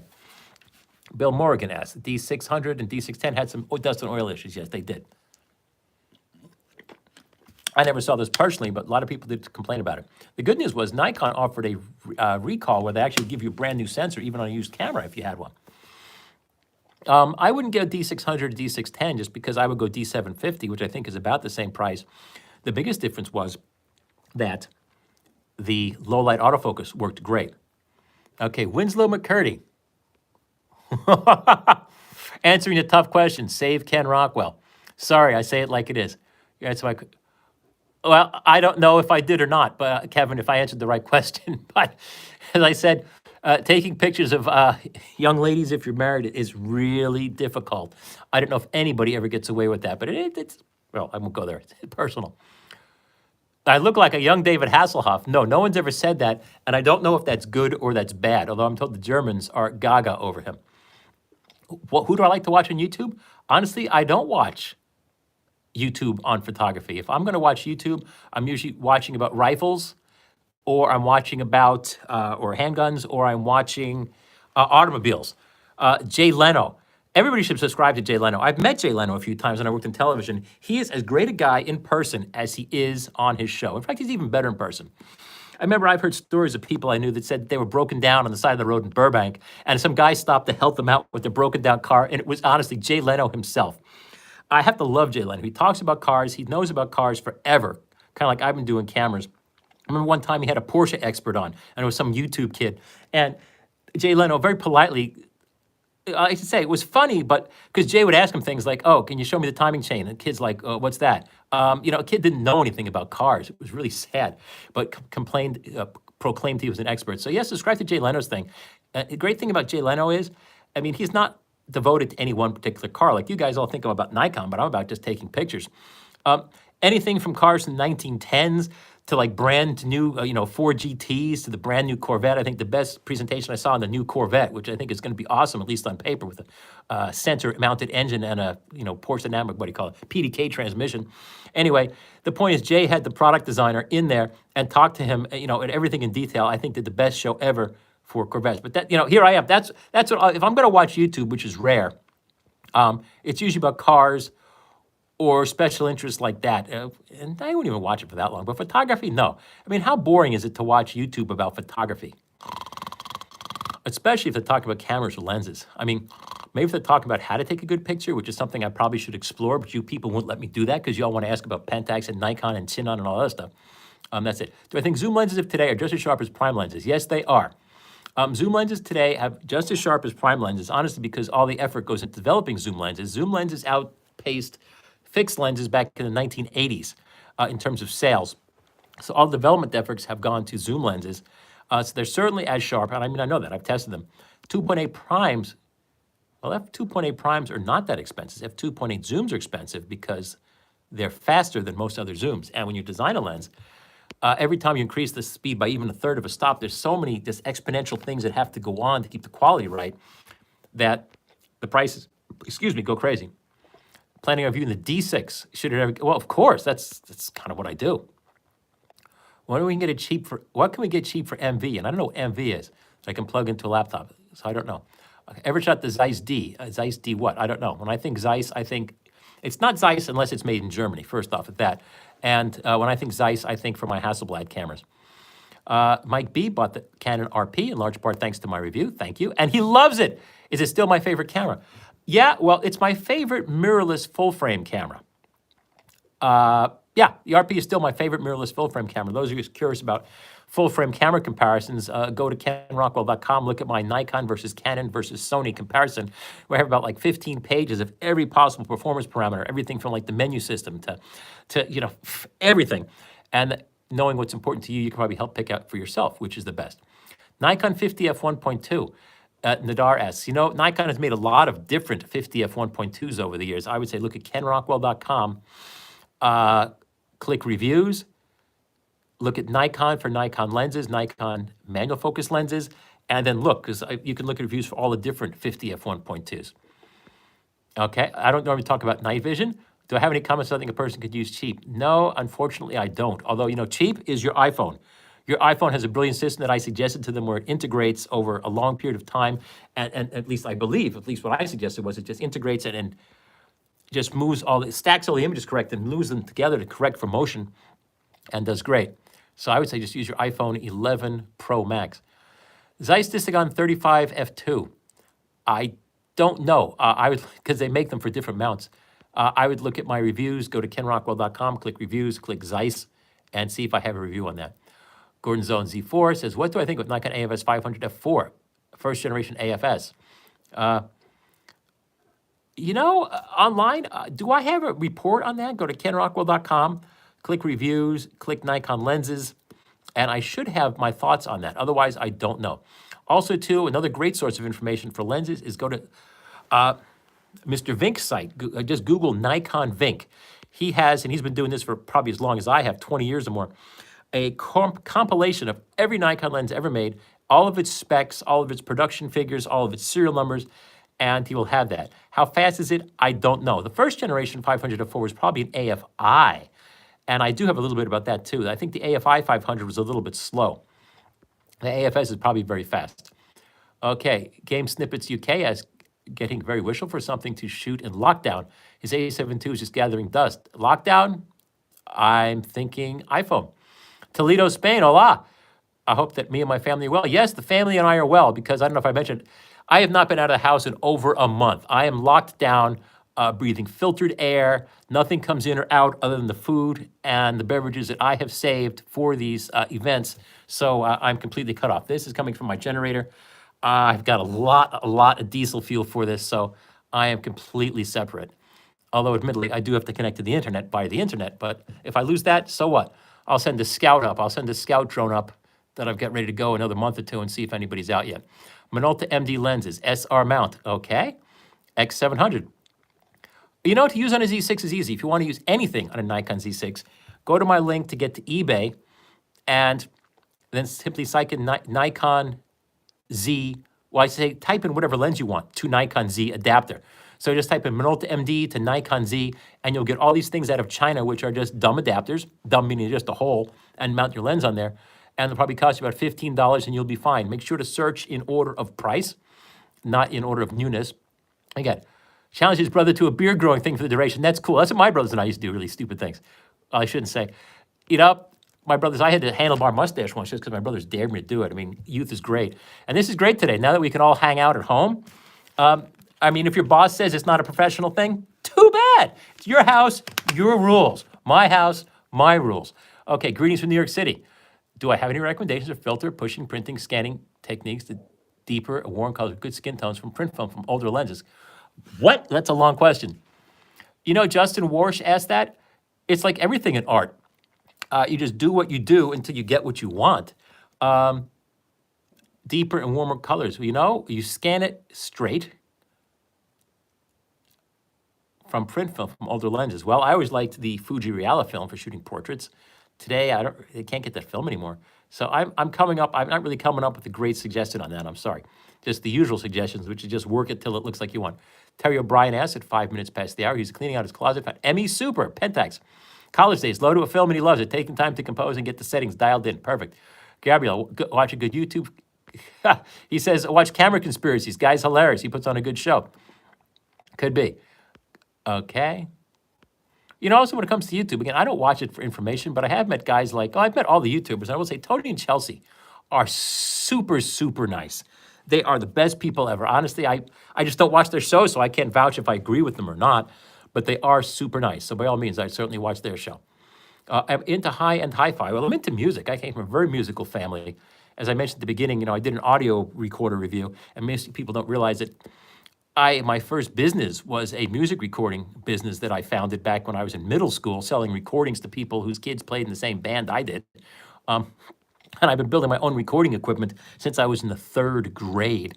I was the first individual in the United States to own a digital audio recorder back in 1981, when only studios and businesses could buy them, because they cost like as much as a house back then. But then Sony came out with the PCM F1 that only sold for the equivalent of about $7,000 today, which I bought for my business. And it was amazing because I had digital. Everybody was like, ooh, today, we take it for granted.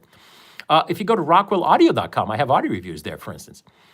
Weezy G says, if I had to pick one EOS R, Nikon Z6. Oh, ESR, easy. Again, if you want to see Canon versus Nikon for full-frame mirrorless, go to kenrockwell.com and use my little search box to find my Canon versus Nikon versus Sony knockdown, drag out, and you can see which is the best for you, because I tabulated all by different kind of qualities. And it turns out, the reason I wrote that was, depending on what you want to do, like autofocus, Sony wins. Image quality, Nikon and Canon win, because Sony just doesn't have the colors that I demand. But you know, you start trying to balance these all off. I did this long compilation so you can, depending on what's important to you, to figure out what's the best camera for you. Greetings from Germany, Agarp says. Do I think the Mamiya N743 is the best wide lens for 6x7 ever built? Yes, absolutely. Because the Mamiya 7 43mm lens is actually a copy of the Zeiss Biogon and the full 10-element edition. They only use the 8-element version of the Biogon in the Hasselblad 38mm super wide C. So yes, that lens is flawless. Why do most digital cameras no longer use CCDs? I forget. I think the reason why CCD sensors use a technology you can't put other electronics on the sensor, and then you have to connect together the sensor and the processing electronics. I don't know if you folks realize, but all digital camera sensors are analog. The only way they become digital is when you sample. Yeah, you read off the values from the sensor and then sample them analogically and then digitize and quantize those values into whatever. All those electronics you can put on the same chip as a CMOS chip. And that's why CMOS sensors are so much more popular. Can I recommend any open source free photos mounted editing programs? I think GIMP, G-I-M-P, and I forget if they're .org, is free Photoshop. For photo editing, no, I can't think of any editing programs. For editing, editing photographs. For photo management, I use the fantastic Photo Mechanic now, which I think is extraordinarily good, which is at camerabits.com, and I have a review of that at kenrockwell.com. And again, this is Ken Rockwell Live, answering your questions live. Just put them in the comments section, and I will answer them. I am now about, oh, good, I'm only about 5 minutes behind live here. Well, I mean, I'm live, but I'm answering questions that came in 5 minutes ago. Thoughts on bridge cameras? My thoughts on bridge cameras is I think they're obsolete. I think the iPhone has taken over what bridge cameras used to do. A Leica Q2 is a bridge camera. Well, the only real Leica is the Leica M. That is the only true. Leica Q2 is a false Leica, but honestly, I'm kidding. But you know, realize Leica is a religion. There's only one true religion, which is Leica M. I have not tried the Leica Q2. I do know that everybody I've talked to who owns one loves it, but it's also like anybody who owns a Leica loves it, or anybody who owns a Ferrari loves it. If you don't love it, you don't have it because you don't want to pay for it. So I don't have a really valid opinion about that. I do know if you're more about photography, if you want to have a nice camera to show your friends, to impress your friends at how much smarter you are than them, how much better looking you are than them, how much more money you make than them, then buy a Leica and flash it around. If you just want great pictures, I wouldn't get the Leica, I'd get anything else. XT4 for landscapes, absolutely not. Fuji's I don't use for landscapes. I shoot JPEG and the colors don't go to crazy. I like crazy colors for my landscapes, which I get from Nikon and Canon. I don't get those from Sony, and most importantly, I don't get them from Fuji because Fuji doesn't do crazy. Fuji does great people pictures. They're lower contrast, lower color saturation. So instead of getting this nasty yellow teeth and this crazy looking orange skin from the bad color balance here. Oh, how did I get my teeth looking right? What if I hold this up? No, because you see, this is backlit from the window behind me. It's getting a little bit better. Let's see if I can, If I get some white in the background here. Nah, it's just not getting it. I'm lit by tungsten. I'm very much about real colors, so I don't use energy-efficient lights. I use real tungsten halogen lights.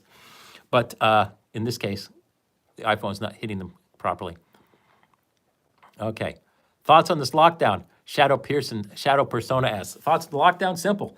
Stay home, stay alive. Get out, get dead. Simple as that. It's very dangerous. You could die. So that's it. Of course, if you don't worry about dying, go for it. Most people don't have it. So, but that's political. I don't need to get on that. Like a man allegory. Very well done. Thank you, Gabrielle. Lavender Kudar, hello. I'm from Kurdistan. I love this. I get questions from all over the world. This is Ken Rockwell, live here from kenrockwell.com and kenrockwell.tv. Oh, almost looks like white balance. Yeah, look, I think my teeth are white there. In fact, Oh, got some questions. And I'm answering your questions here live. Just put them in the comment section and I'll read them live. John Herzl asks, which would be a better upgrade from a 70DA? Use 5D Mark III, the EOS RP. Well, it depends what you want to do with it. And I think a 70DA is astronomical, in which case, if you're doing astronomy, I would probably stay with that versus these other cameras. And if you're, in general, 5D Mark III versus EOS RP, depends what you're shooting. If you're shooting nature and landscape and don't need to be very quick or fast, then go with the RP. If you're shooting sports, action, or motion, then go with the single lens reflex. And that's more specific to those are specific to the kinds of cameras. Oh, wow, I look much better this way. See, here's the problem. When I go wide and get close, I'm too close, and my nose looks gigantic and my ears disappear. And if I stand back here, I look much more like I actually would look. But then I can't read your comments. D850 then for landscapes. Sure, D850 is great for landscapes. Do I know Kurdistan? Not very, I'm sorry. Tamron lenses? I'm not a fan of Tamron, although to be honest, if I wasn't, I'm a long-term shooter. What I shoot and what I buy is the last, I'm balancing the back of my chair here. In fact, you guys would be very lucky if my chair collapses and I fall over. I'm not a fan of Tamron because I'm a long-term buyer. I've been shooting a long time. I intend to shoot a long time. So lenses I buy today have got to last me 10, 20, 30, 40 years. And I don't see that happening, specifically the future, the potential for incompatibility.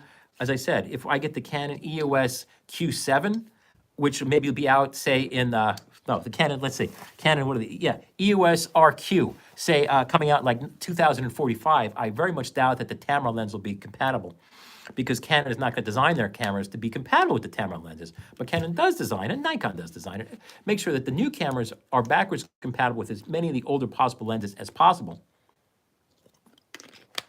So time has taught me that I only get camera brands. On the other hand, some photographers, a lot of you guys get into this and get out of the hobby in 2 or 3 years, in which case, by all means, the Tamron lenses I've tested have been really good, just as sharp as the Nikon lenses. It's just a question of long-term compatibility and short-term reliability and durability. What's and when the next Z camera from Nikon? I don't know. They don't have enough of a history to tell me if it's what sort of replacements are they on a 3-year schedule or 2-year schedule between different versions. Greetings from Kansas, Rocky Cola. Love Middle America. Do I agree the Fuji X-T4? I'm not sure what hybrid means. No, X-T4, when I think of Fujis, I only think of them for portraits and people photography because their sensors, for me anyway, the way I see the pictures are really just for portraits and people. They feel really good, but the pictures are different. More RF lenses. Yes, Mike B, I have to apologize. I'm behind on RF lenses. For some reason, Canon hasn't talked to me in a while, and I don't know why. And I was going to take the Canon EOS RP system to Yosemite back last October. For some reason, I didn't get mine in time. So yes, I apologize. Canon is my first and favorite, but I am behind on them for whatever reason it is. Probably because people have been sending me all this other stuff.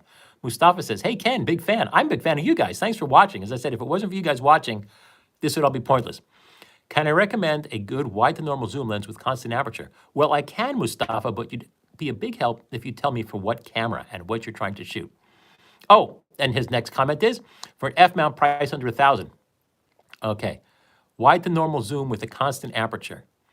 Under $1,000, they're all good. Look at my website, and I have them all there, kenrockwell.com. Click on Nikon, Nikon lenses, DSLR, and click on the 24mm category or even the 28mm category. For constant aperture, that tells me we probably want 2.8. You can get the previous edition, 24 to 70 f2.8. I'm not sure what that sells for today. Used, probably under $1,000. That's the lens I use. I don't really even have the VR version anymore. Tamron new at 24-70 That would work for Mustafa, but I only buy camera brand lenses. And if money matters, which I don't want to sound this, well, I don't want to sound, whatever. This is what I do for a living, so I don't worry about the cost of a camera. If I pay an extra $500, so what? Every image I sell averages about $1,500 for each frame. So Anything that gives me the slightest advantage over the next poor sucker is something I'm going to take. So I only shoot camera brand lenses. But Tamron's 24 to 70, I think I have a review of some of those, although they come out with new editions all the time. It worked great, although I look at it more as a throwaway. Yes, it's Mike Hall. Says, is the Nikon 200 to 500 a good intro into super telephoto for wildlife or something I invested? No, the Nikon 200 to 500 is actually rather unique. It is an inexpensive lens, and it's unusual that it's inexpensive for such a crazy long focal length, and it is crazy good and sharp. The Nikon 200 to 500 is more than an introduction. It could be the last one you need. Because if you look at what you would buy next, is what are you going to do? Pay $8,000? Again, for those of you who are new here, my teeth are not yellow. My eyes are not yellow. It's the white balance from these tungsten lights I'm using. In fact, if I turn off my tungsten lights, no, it's still yellow. Whatever, I'm in a yellow room here. But you know, actually, this iPhone is awesome. It doesn't look that bad, although it's getting a little noisy. Anyway, what was I asking here? Oh, Nikon 200 to 500 is a fantastic lens, because last I looked, it's only about $1,200. It goes from 200 to 500. If you wanted to say the upscape would be like spend, what, $8,000 for the 200 to 400 f4? Why? It only goes to 400. So advantage of the f4 is you could put a converter on it maybe, but no, I'd say 200 to 500 is probably the last lens you'd ever need for super telephoto, unless you actually wanted to go out and buy, what would you buy next? The 800 to 5.6. I hope that helps. It's probably better than you think. Please check out photographer in Kurdistan. Okay. Greetings from London. Excuse me, Roka says, the beard looks great. Ha, ha, ha. You know, the beard is just easy living. It's like, oh, I'm not going to shave because I'm not going anywhere. So the heck with it. If it scares the kids, too bad. They have to learn to deal with reality. Although I probably shouldn't have that attitude, especially if I'm here on TV. But whatever, people have beards and think they're cool sometimes. Maybe not me, but anyway, greetings from London. The beard looks great. He's got 3 cameras, 5D, 610, FM3A. Gathering dust, and he's thinking of selling 1 or 2. Oh, gee, which to keep? Those are all totally different. Honestly, 5D takes awesome pictures. D610 probably has better ergonomics. And the FM3A is film. That's tough. That is real tough.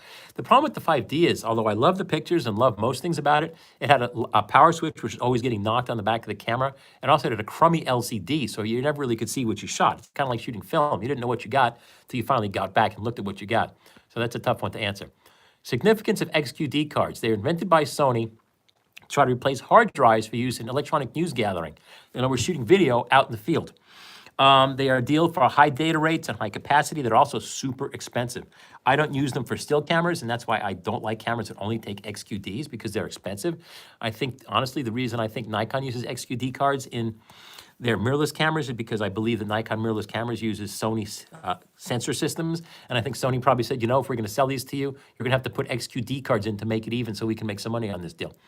That's my thought. I love SD cards because I'm mostly a still shooter, and they work great. They fit in my pocket to the size of a postage stamp, and I have tons of them.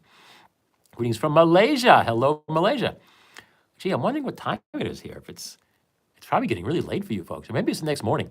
X100 was nothing but excellent. Stay safe. Thank you very much. Complimenting my X100 review. Is D500 is okay for everything? CJ Melvoin asks. I mean, yeah, full frame it might be nicer, but no, gosh, D500 is okay for everything. That's what I tell you, the camera doesn't matter. It's your vision that matters most.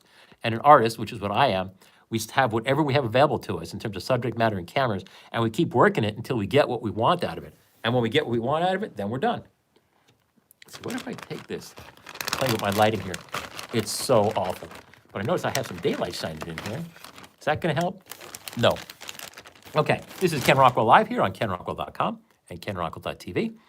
And if you put your questions to me in the comments, I will answer them live. And I'm now maybe about 5 minutes. I'm answering questions from 24 minutes after the hour, and it's now 27 minutes after the hour. Great service to the community. My site is his go-to for museum communications. Thank you, Ed Justice. Love you guys. Hi, Ken, everybody. The Great Loco says, hello. Hey, Morale. Do I prefer buying lenses new or used? Well, I prefer buying them used because they cost less. But today, because everything, cameras and formats and styles, mirrorless and all that are changing so fast, we don't have the luxury of buying stuff new. I mean, don't have the luxury of buying stuff used because there isn't any. Things like, Nikon Z 70 to 200. Well, it doesn't even exist yet. How are you going to buy a new one or buy a used one if they don't even exist yet? On the other hand, in the days of film, I bought all my stuff used if I could. Although, honestly, when I got my first Nikon, the living in New York in the 1980s, I could buy brand new stuff, gray market from B&H and Adorama because of the exchange rate of the yen versus the dollar for exactly the same price as people would sell it for used on Long Island through the bylines. And that was because, in fact, most people didn't know about B&H and Adorama. People still use these things called stores. They were these, or retail, which meant it was like a building and you had to like drive there and you went through the door and it was like you had to wait around and talk to some guy who just made money only if you bought stuff, and always tried to sell you the most expensive thing there was, and always would disparage the brands he didn't carry, saying, oh, well, we had a lot of returns on, fill out whatever brand he didn't get directly from the manufacturer, and always steer you, and he always steer you to the junk brands. In retail stores, always would steer you to the Sigma or the Tamron because they make a larger profit margin. In other words, there's a large percentage of profit in the junk brands versus the camera brands. So even though they might be selling you a lens for less, they would actually be making a larger commission, which is the only thing they make money on, is the margin, it's called, which is the difference between what you pay for it and what they had to pay to buy it. So thankfully, those days have been gone for decades, having to buy it retail. So I don't know if that answers your question. In other words, if it's something I can get used, I will buy it used. Although the problem is a lot of lenses are junky today. They're plastic and they do break. It's not like buying manual focus lenses, which are forever. Like a Leica lens, even the ones made today, last forever. They are purely mechanical. Wasabi battery good for Fujifilm X100V? I don't know. I haven't tried it, to be honest. Hello from LA, in a tungsten lighting situation. Hi, Don. Thank you very much. Neil Mason says, what's the best way to clear lens fungus? Oh, gosh, it's not even to buy the lens in the first place. Oh, no. Appears to be, in fact, Suffolk, UK. Here's a trick I learned, and it worked for me, but it sounds dangerous, is to leave the lens in broad sunlight. In other words, not even through a window, because windows block ultraviolet. Take off the ultraviolet filter, put it in direct sunlight, let the sunlight shine directly onto the fungus. And if you can adjust the zoom and the focus of that section such that you maximize the amount of solar flux hitting that fungus, you might be able to kill it. But be careful, because it might smoke up too. That's the problem. Normally, fungus-aided lenses, you could send them out to be cleaned. So the best way is to send it out directly to DX lens would be Nikon. Send it directly to Nikon for cleaning. Otherwise, you could try letting sunlight shine on it, but that's a little dangerous. Okay, H2O asks, do I use the live view for portrait shots or the viewfinder? Oh, by all means, I don't use the live view for anything on a Nikon D780. I don't use live view for anything on a DSLR except to check focus in a situation where nothing is moving. But in portraits, you've got people moving around, so no. Live view is only for checking precise focus at large apertures, and that's only for doing lens tests versus actual shooting. Oh gosh, cost to remove fungus from a cheap Canon 300L IS. I'd send it to Canon. I think most lens repairs are like $300 or so, but send it to Canon or call Canon and ask them. Tungsten lighting situation with no flash. Tungsten lighting, I would try it. I can't recall offhand. Don asks if in tungsten lighting, with no flash, is a Fuji X100V custom white balance or auto white balance a better choice? It depends. If you're shooting under studio tungsten, then it's no, it doesn't matter what kind of tungsten. I would say try it. I usually shoot that with the built-in flash. And remember to put a CTO 100% orange 100% gel, orange gel over the flash. I use this little piece of tape. That way you color balance your flash to tungsten. And this way, when you're shooting under tungsten light, the flash doesn't come out purple. I hope that helps. Okay, Nadar says something, I don't understand that. I don't think it's a question. John Spainhour says he's wanting high ISO performer, primarily for birding wildlife. Best option, 500, D3S, simple, D500. I think the reason for that is it's not so much based on high ISO, but if you're shooting birding, bird people are crazy. I mean, I love bird people. One of my best friends is a bird shooter, which is why I know they're crazy. My friend Steve Cerrone, fantastic guy. If you're going to San Diego, by all means, go out with Steve. I'm not sure how you contact him today. I think he's on, Facebook or Instagram versus his own website. But in any case, he's always shooting like an 800 millimeter lens with a 2x and a 1.4 times converter. And he's still having to crop out images from his APS-C cameras. So by all means, I would go the D500 because it's APS-C. I don't think you want a full frame camera because, put it this way, if you're shooting, say, a 400 millimeter lens, let's say you're shooting a 400 millimeter f4 for some reason, on a D500, to get the same picture, on a D3S or D4S, you would now need a 600 millimeter f4 to get the same angle of view. The math works very much in the D500's favor. Hugo Fernandez asks, is it important for me to calibrate the monitor and editing software to do a more accurate form of image I've obtained? No. admittedly, if you shoot Apple material, like your Apple, this iPhone that I'm talking to you on now, your MacBooks, your Apple Cinema displays that I've used, those are calibrated at the factory and they're superb. So the most accurate color rendition I get is checking it on my iPhone 11 Max Pro here. If I'm using third-party monitors, which I am on my computer, on my Mac Pro, I have a 55-inch 4K TV I brought home from Costco about 2 years ago.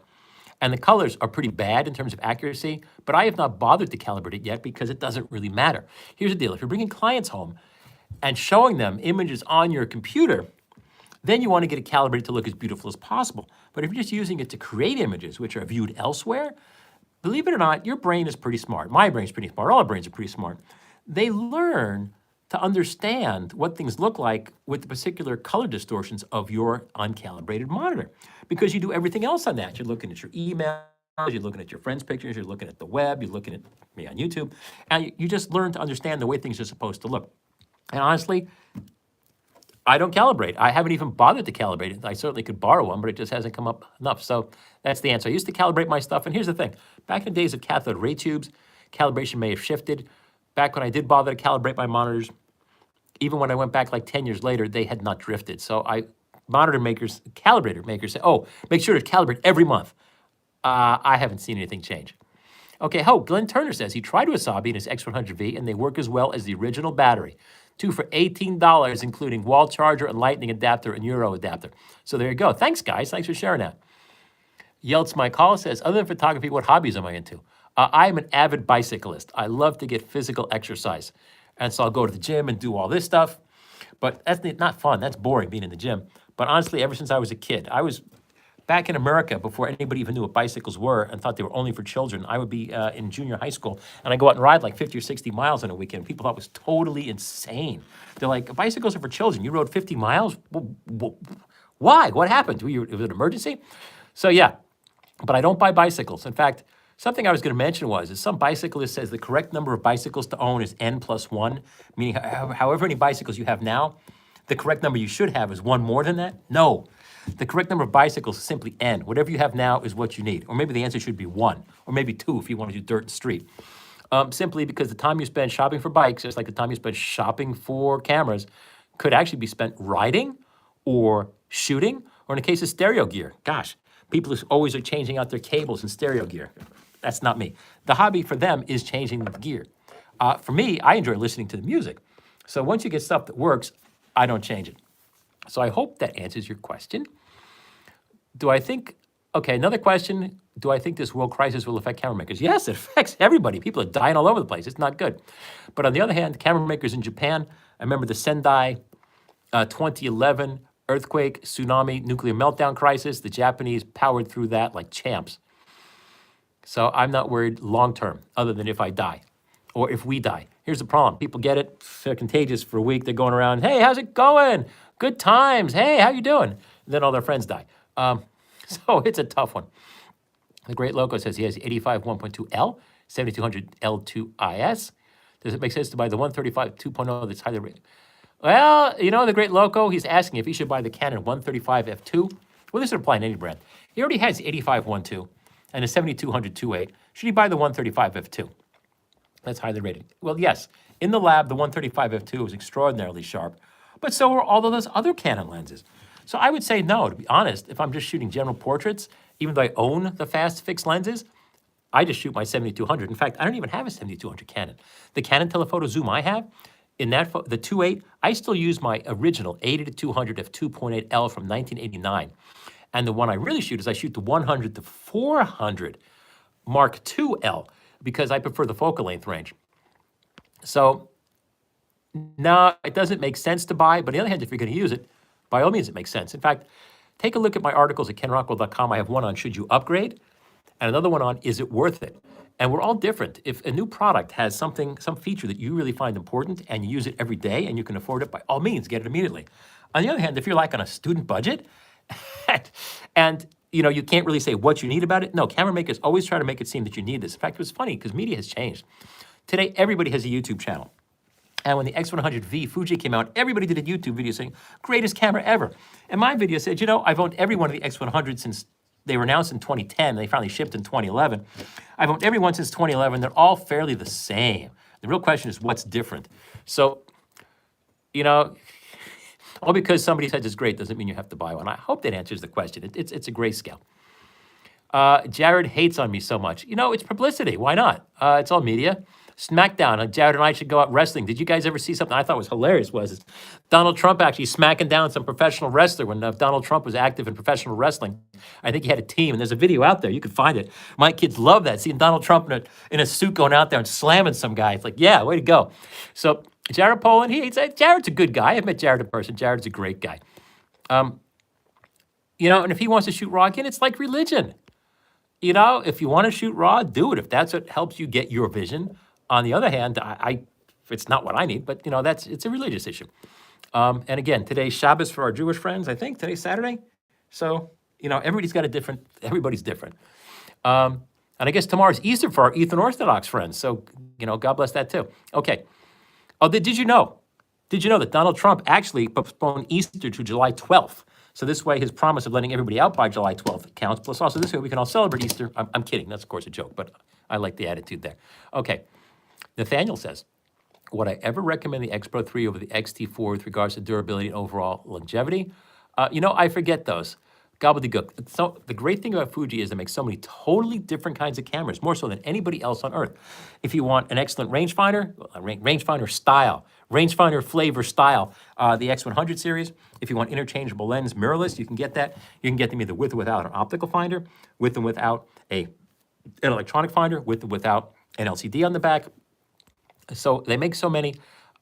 Durability overall is the same on the Fuji cameras. They all come out of similar factories. What happened to the rated shutter actuation life? No, I don't. But thank you for asking and even thinking that I would know that. That's the reason I started my website, is I wrote down all the facts for my own personal ability to recall them in one place, and the whole world found my website. So if you go to kenrockwell.com and then click on the home page, click the link that says Fuji, and then click the link that says all Fuji cameras compared and scroll down to the appropriate segment where I have the X Pro 3 and the XT4 compared. The real differences are it's what kind of finders they have, do they have a built-in flash, and those sorts of things. Do I listen to classical music? Absolutely. Sorry, not related to photography. Yes, I listen to all kinds of music, Bach, Brahms, Beethoven, and yesterday I was listening to, what was it, Rob Zombie. So, you know, it's all good, it's all different.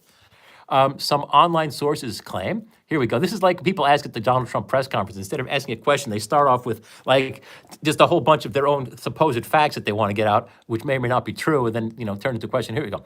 Napoleon Pardeux asks, some online sources claim F-mount lenses aren't, this is like something somebody would ask at the Donald Trump. Well, some online sources claim F-mount lenses aren't good enough for the Nikon D850. They claim the resolving power of the F-mount lenses isn't good enough. Do you think this is true?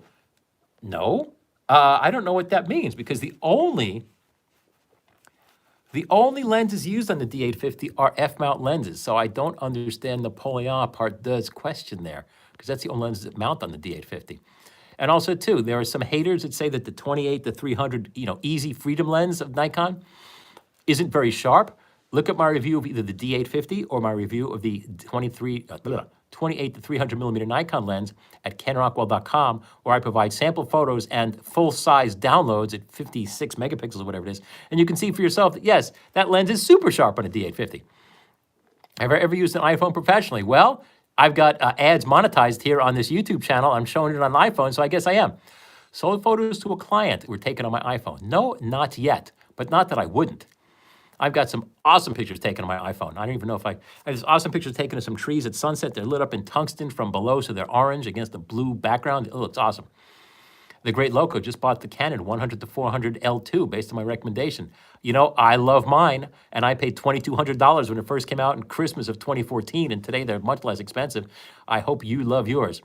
Again, I love that Canon 100 to 400, their current model, because it focuses like 2 3/4 feet. It focuses this close. It focuses closer than rated. So it replaces my macro lens. It focuses ultra fast. It's ultra sharp. And I don't miss the 70 to 100 range, but I really love having that 200 to 400 range compared to a 70 to 200. Do I still shoot film, and which camera do I use? You know, I love my Hasselblad. People call them V-series. My Hasselblad, 500 series, my 503CX, my 500CM. Do I shoot film? Which cameras? I use my Hasselblads, and for 35, I use my Leicas. Do I miss the feeling of shooting film and being surprised by your photos? Well, I just answered that. No, I don't really like to be surprised. You see, the key to art is always to know what you're going to get. So I always know exactly what I'm going to get before I push that button. And by knowing that, I can make sure that I optimize everything so I get exactly what I want rather than just taking my chance. And I had the advantage because I shot back in the day when there were 2-hour film labs every place for slides. So I go out and shoot slides, drop them off, have lunch, go back, look at them on the light table, and know exactly what I'd shot and how it looked through the viewfinder. So it's no surprise. So I would know exactly how reality transferred into film. Today, I'm not sure how you would get that. Paul Capriorius asks, what do I do with my old pro cameras, Nikon D2H, D3? I never sold them all low shutter count. Well, some are good, some are not. If you look at eBay, if you want to know anything is worth in this world, in fact, almost anything, probably everything, jet planes to garbage dumps, go to eBay, search for what you want, and when you find what you want, you can go into preferences or filters, depending on if you're on desktop or iPhone, and select sold items. You will then see, and then select, most recent, you'll see a list of what everybody has actually paid for that item, which is always much less than what they're advertised for on eBay. You can see what they go for. In the case of the D3, I use my D3 every day in my studio. I love that camera. D2H, nah, not so much. I would rather have a D3S. I should buy one just because my D3 has no dirt filter. So if you want to sell your D3S, send me an email. In fact, all you guys can send me emails, ken@kenrockwell.com, and sell me your D3S. CJ Melvoin is going to buy a new system, landscape, some wildlife, and sports. Should I go full frame or crop? Ooh, that's, for wildlife and sports, I would go crop just because you get longer lenses for free. Every lens is 50% longer. But for landscape, I would go full frame. So that's tough. And here's the thing, as I keep telling everybody, for 20 years, it doesn't matter what camera you've got.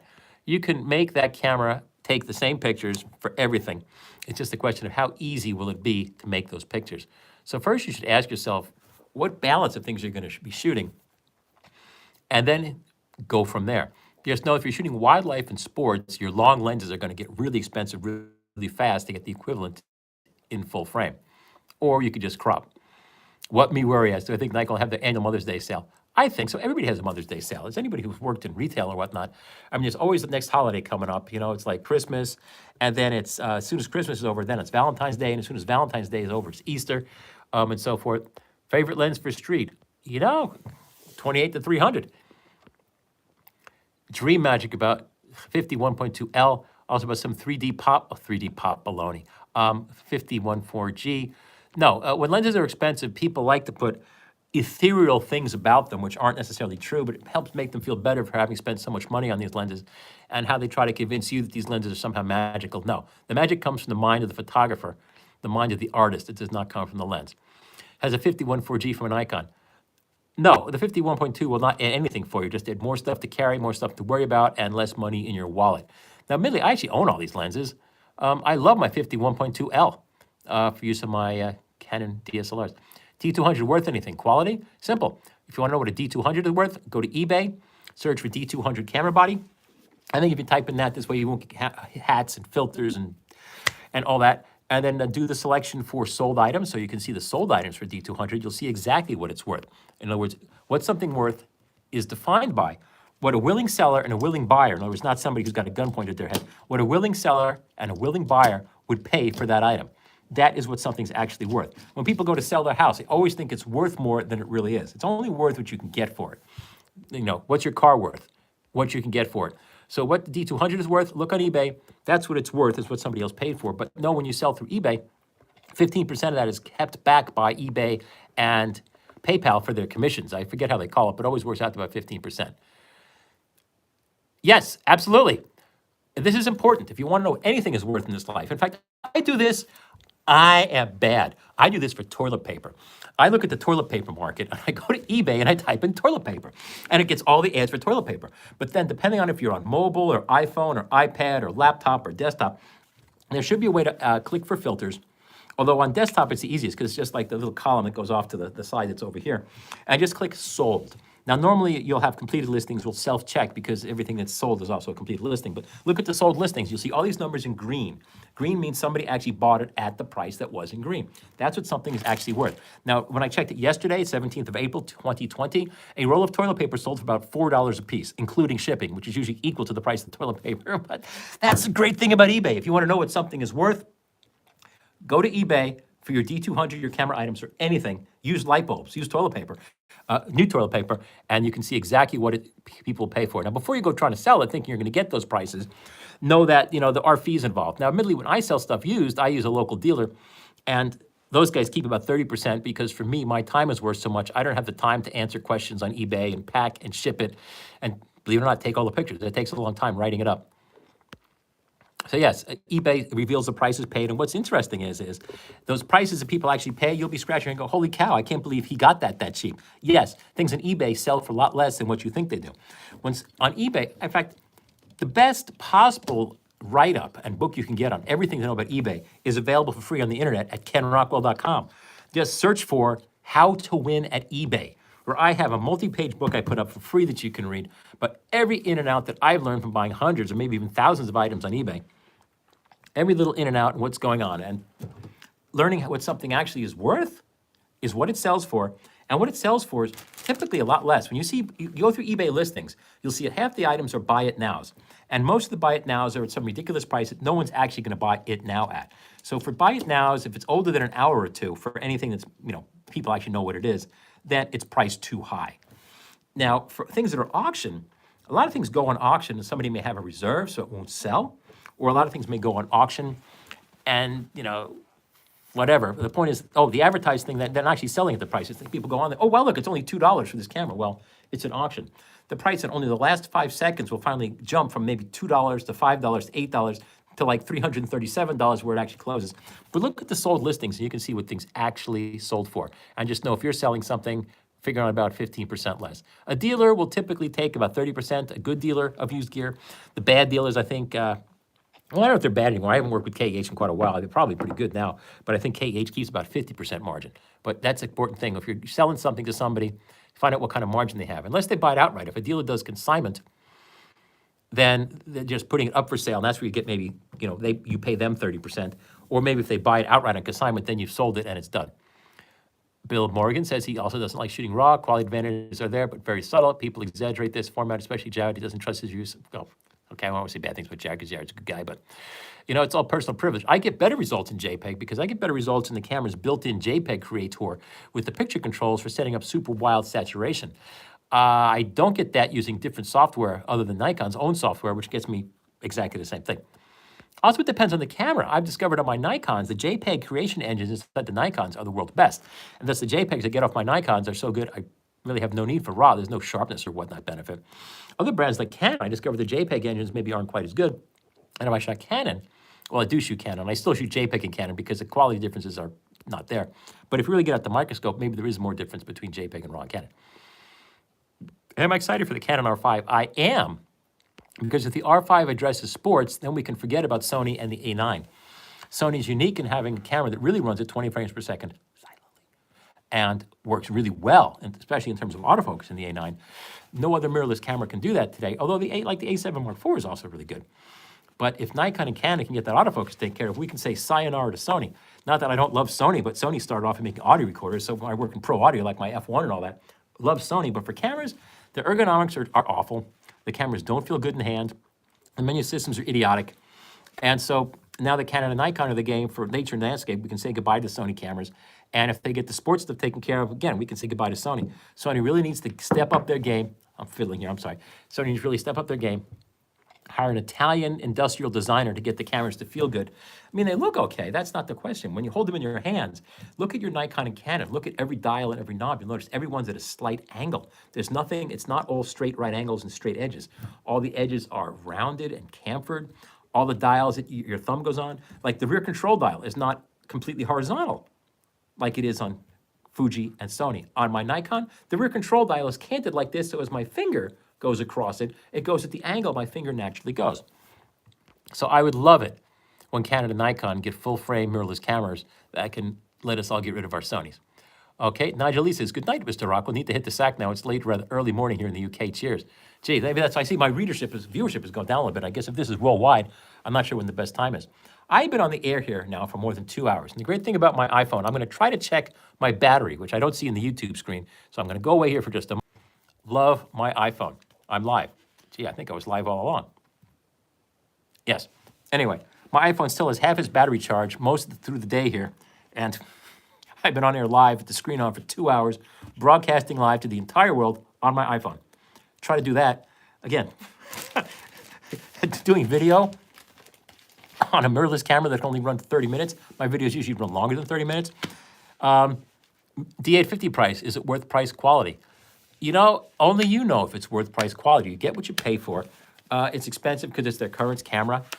You'd always have to check the D850 price. I got all mine back when it first came out. And I don't know, last I checked it was like $3,300 US. Is it worth it? I have an article called, Is It Worth It? Literally. Ted Bowling says, does EL18 battery grip this do anything beyond frame rate and extended battery life? No, extra power won't increase general AF performance. The AF performance is limited essentially by the motors in the lens or motor in the camera. High voltage, as far as I know, does not goose that up anymore.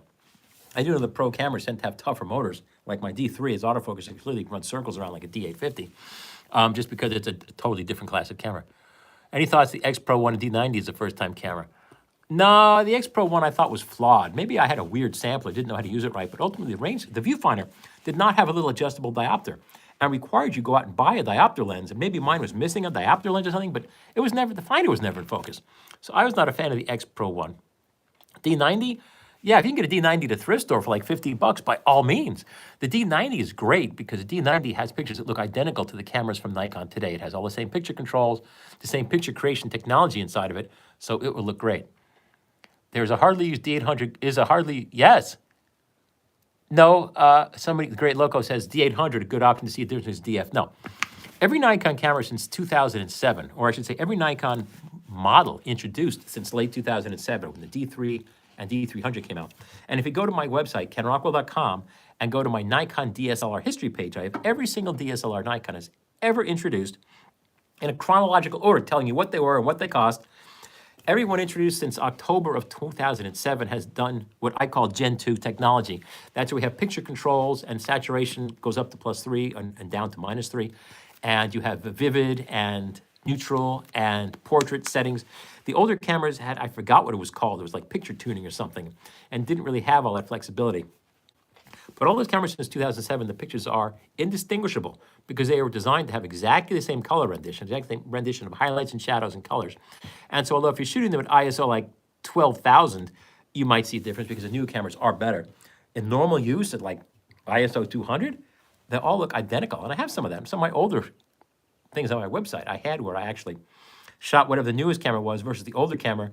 And then I show them next to each other and you're like, yeah, these don't just look as good. They are indistinguishable in quality. Azmuma says, Ken, he likes my reviews. Thank you. Or she has a D5600, wants to upgrade. Why? D7500 versus D750. Any advice? Oh gosh, I have lots of advice. Again, always read my article at kenrockwell.com of should you upgrade?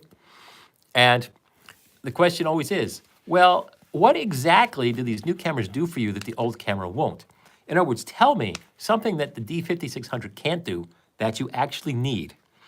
And then the question is it worth what it's going to cost you? If you're going to use this camera every single day to earn a living, then by all means, get the new one. On the other hand, if it's just something relatively irrelevant, then no, then it's not worth it. And also know that D750 is a full-frame camera. Expect to buy all new lenses for that camera. Nikon makes you think, oh yeah, it'll work great with my DX lenses. No, it works crappy, especially because it's SLR. Now you're only going to get this much of the viewfinder with a picture in it. The rest is going to be black. The pictures will look fine, but you're throwing away half of your image from your sensor. You're throwing all the stuff on the corners of your sensor. So also know if you buy a D750, which is a marvelous camera, you're going to have to buy all new FX lenses. And you think you don't have to, and Nikon makes it this way on purpose. They make you think, oh, it's all good. I'll use my DX lenses. But no, it's just crummy enough that you're okay for the first week and you're like, yay. But then as soon as your return privilege expires and you can't return, you're like, oh, I'm going to have to buy all new lenses anyway. Have I seen new 3D photos we can make on Facebook? No, I haven't. I admit I don't use Facebook very much or any of this stuff because any of my interfaces with technology are I'm making myself money. I'm doing YouTube now because I'm like, I got this beard. Let's scare the audience. Let's have some fun. And when I discovered I can do live here on YouTube from my iPhone, it's all good. 780 or D850? Asked CJ. Well, you know, D850 if the price is the same. D780 runs faster though. If I was shooting sports, I get the D780. The D780 is a less fancy, what to say, lower model, but it's also newer. You could look at my Nikon cameras compare charts, but really, CJ, it depends what you're going to do with it. I'd say if you're doing sports, go 780. If money matters, D780, or if money matters, get the D750. And if you need as many pixels as possible, go D780. The great Loco asked, should you get the Nikon 1424 28G? Is that the focal length useful? It is useful, but I wouldn't get that lens. Of course, I own it. I've owned it since 2007 when it came out brand spanking new. The problem is that 12 to 24 is a pig. Or 14 to 24, I should say. By a pig, I mean it's this big around on the front. It's 4 inches around. There's no filter. There's no filtered thread. It's just a giant piece of glass. And the only way to protect it is with your hand in front of it. Actually, I'm putting away my 50mm f1 Canon lens here. So you're walking around all day long with your hand over your lens, which is how I normally walk, because I don't want to bang my camera on somebody else's car. But so now you're walking around with this camera, and now you can't put a filter on it. In other words, if somebody sneezes on it, puts their thumb on it, bugs land on it, the front element, really, it's tough to keep clean. And on top of that, the front element, you're going to have to clean every once in a while. You can't just put a filter over it. Ooh, the great Locust says you can't see the image. I'm sorry. Sometimes I get these transmission problems, and ultimately they come back. I don't know if it's your end or my end. But for Nikon, the newer lens is a 16 to 35 VR f4. I find that much more useful because it's much more practical. Uh-oh. Well, let's see. You can't see the image. Can you still hear my golden tones? Uh-oh. What did I hit? Uh-oh. Well, let's see. You guys are smarter than I am. What do I hit here to pause it and get my video back? Audio's okay? Good. Okay, who's the expert? Where's my kid? Hey, Ryan, are you here watching? What if I swap the camera? Okay, I swapped the camera around.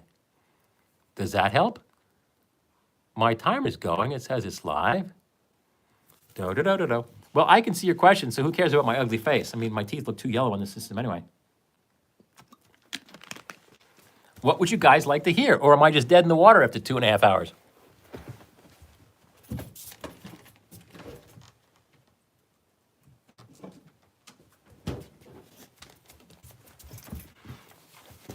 Okay, kids, what do I do?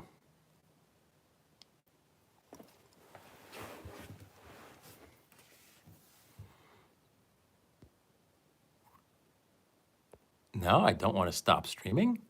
It said I was live. No, I don't want to do that. F5 or F100? Music and Arts asks. When the F100 came out, it's a newer camera than the F5. I found it was better than the F5 for actual just walking around picture taking. The F5 is certainly a tougher and higher speed camera. So if I was shooting sports, I would shoot the F5, but nobody shoots sports today on 35mm film. So by all means, get the F100. Oh, I do have a mask. I have a clear mask on, so it's for television use. Someone was asking if I had to put a mask on television. Of course I do. Most difficult experience in photography. You know, the great thing is I can't think of anything difficult. I think the most difficult thing was scanning film. I hated scanning film. Scanning film is a pain. Even shooting large format cameras was easy because to load film in the darkroom, I mean, it's dark. You know, you have to get the film out of the box and then load it into the film holders. Even that wasn't tough.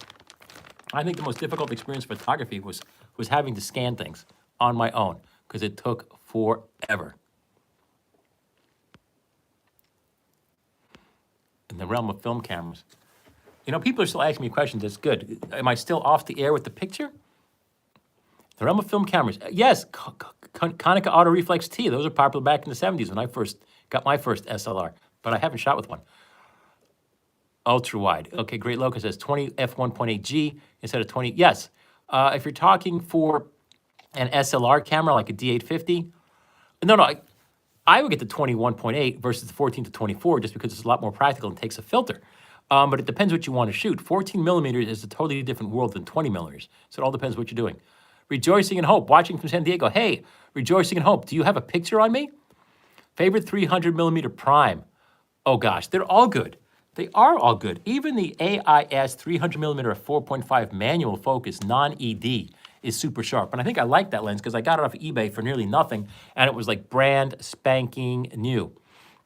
On the other hand, 300mm f 2.8 AIS shook the whole world with its technical quality, but it's a huge lens. So honestly, the lens I shoot when I want 300mm, another way to answer that question is 28 to 300 VR. Tripod recommendations. It depends. I'm shooting this video on an Oben CTT 1000, not microfiber. We could call it a micro carbon fiber tripod because the thing collapses this big, and right now it's about, that doesn't show you anything. It's about 1.5 feet off the ground, my iPhone here on this little baby tripod. It's a great little tripod. It weighs nothing. It folds up. It's carbon fiber. And the point is it always goes in my bag if I go traveling so I can shoot anything on it. For a full-size tripod, I still use the world's first carbon fiber tripod, my Manfrotto Gizzo, made in France, Mountaineer M1228, I think it was. And the great thing is when you buy quality, like a French-made Gizzo, it lasts for life. It's guaranteed for life, it lasts for life, and it's the last tripod you'd ever need. On the other hand, I don't use tripods. I rarely. Which lens do I prefer? Canon. Well, I prefer the Canon cameras. And I prefer the Canon lenses because they're still made in Japan. Nikon is outsourcing their stuff to Thailand and China. Nikon lenses too often, after about 10 years, the fake rubber gets gooey. No pick. Steven, okay, can't see me. Tell you what I'm going to do, friends. I'm going to go try to, I don't know what to do here. Let's see if I just go off. Let's see what I can do. Try to get my picture. Share, save, highlight, mute microphone. Unmicrophone muted. Save, highlight, share, save. Okay. Get out of there. What's this?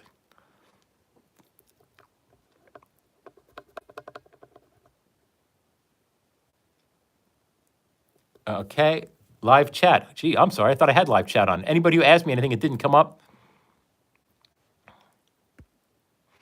Okay. Changing camera. Oh, man, I'm so sorry if you guys can't see this. Video feed has been gone. You guys are awesome watching here in the dark. Gizzo also, we say Gizzo got bought out by Manfrotto, and now they make them in Italy, so I don't know if they're good or bad. I presume they're good. This is not really as much Gizzo. Peak design tripod that every YouTuber reviews a good option? Probably not. I don't know. I think somebody tried to get me to review one. I think I looked and it was made in China. If it's made in China, I don't want it. This little Oben I'm using right now is made in China, but it's a little tiny tripod that didn't cost very much, so I'm not complaining. But for a serious tripod, I like quality. I want made in Europe. I want made in USA. I do not like made in China. It's political. But the thing is, made in China is okay if you're buying something from a Chinese company, which is always cheap stuff. But when somebody offshores it to China just to save money, no way, Jose. So when I can buy something that's made in Europe or made in America, I will, because that's my heritage. But anyway, let me see if I can go off and bring my video back here. No, I don't want to stop streaming. Okay, am I back? Let's see. It says I'm live. Can anybody see me?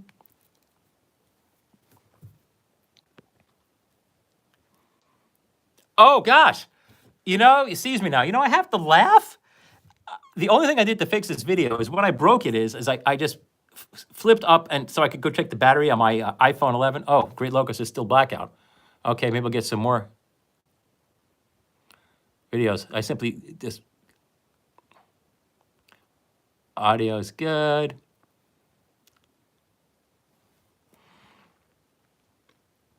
Okay, I'm going back. This is Ken Rockwell live. Maybe you can see me, maybe not. I'm answering your questions live here that you can put in the comments section. One other question. He read my reviews, but do I think the Nikon rangefinder W9 35 1.8 is really worth the speed increase of the 2.5? I think it's worth a speed increase. It's also a usability increase. I think the aperture ring is more useful. The 2.5, we're not talking about 1940s and 1950s era Nikon rangefinder lenses for the real rangefinder cameras that predate the single lens reflex camera. The 2.5, as I recall, you had to turn the filter ring separately to get the aperture to change, and maybe you had to take the filter off. And as you know, when you're shooting film, you've always got a filter on there. So I just like the 35 1.8. Peak design tripod, I answer that. F90X, F80. Confused since the latter is a newer yet lower model. That's the answer. The newer model probably has more features and more compatibility with things. It's also dinkier, and the old N90, F90 is older, tougher, probably less features, or more features, but older features.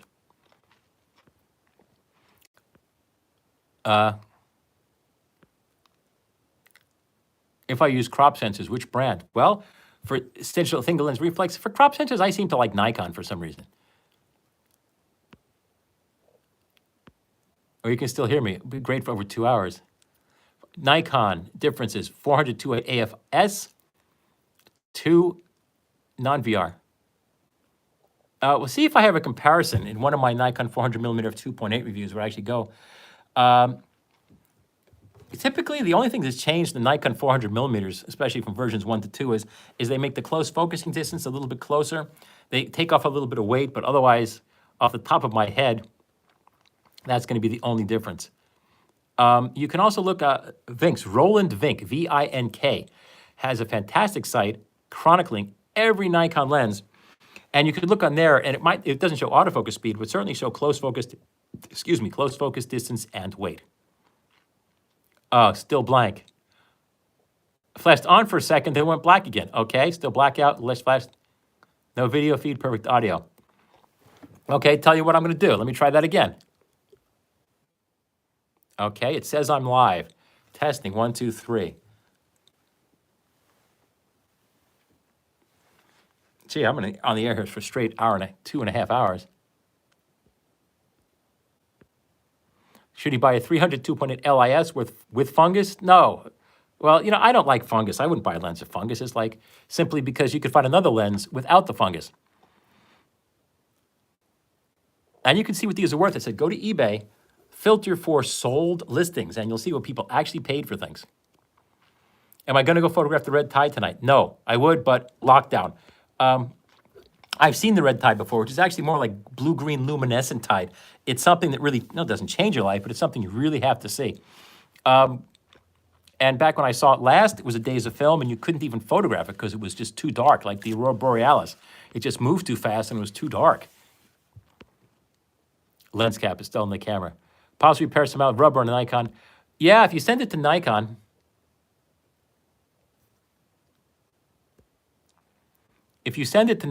they can repair it, maybe. I don't know. Somebody was suggesting various automotive care products to get rid of sticky rubber.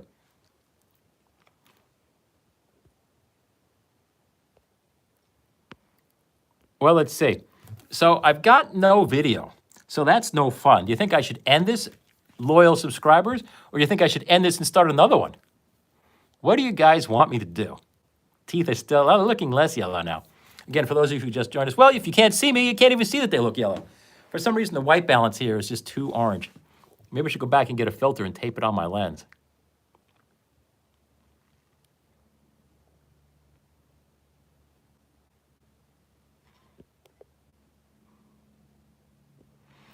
Do I find that the convenience of modern cameras detracts from the creative experience? No way. I like the cameras to get out of the way. In fact, most pros will tell you the best thing about a camera is, and the camera's main job is to just get out of the way and give me my pictures. You know, consumers might say, oh, I like the process, and people only shoot on the weekends. Oh, I like the process. I like touching the camera. That's what like you guys say. No, I just want to pull things out of my imagination into a tangible form. I don't even want the camera. I just want ping, you know, I dream a genie, ching, and then here's my artwork right here. So I don't think it affects the creative process. Oh, I do notice when I have a camera that's a pain in the neck to use, my pictures are better in terms of my hit rate. In other words, what percentage do I actually publish and sell versus how many frames I shoot? Probably because, as a friend of mine pointed out, when you're shooting large format camera, and you're going through all this trouble, and each shot's going to cost you like $10 every time you press that shutter, you start setting up and you're looking at your ground glass and you're like, you know, this isn't worth going to the rest of the effort to set up this shot, so I'm just going to quit right here. And so this, you know, the 3 shots you take on a day in large format are probably all going to be good because you know how they're going to turn out. Versus, you know, you just play lots of stuff, restart a new feed. Oh, okay, I could certainly do that. Define the convenience of modern cameras attracts. Well, let's see, children. Tell you what I'm going to do. Just for shits and... I can't say that. Oh, I didn't say that. Just for fun, I'm going to... tell you what, I think I'm going to go get another drink and be back in about 2 seconds here and try to restart. Start for 2 minutes. Never too many questions. That's why I do this. I'm like, what the heck? I haven't been out of the house in like a year. Ken, this beard's only about a week old. But let's see if I can help people out and then talk to people. Great Loco says, sorry for too many questions. Never too many. Nikon 35 1.4G. Yes, it's a great lens. Although, as I recall, I didn't keep mine because it was over $1,000 and had a plastic filter thread. Now, everybody has their hot buttons. What my kids love this phrase. What triggers me is plastic filter threads. Garbage. And so the last thing I'm going to do, I forget if it was made in Japan or offshored, but the last thing I was going to do is stop using my AIS 35 1.4 lens that I think cost me about $350. It was compact with all metal construction for some plastic 35 1.4. Now, if all I did was shoot test charts, sure, the new 35 1.4 autofocus G lens is technically sharper, yes. But for something I have to carry around all day long and touch and feel, I'd much rather have my AIS manual focus. Oh, or should you get the first gen? Yes, I own and still love my first generation Canon 35mm 1.4L.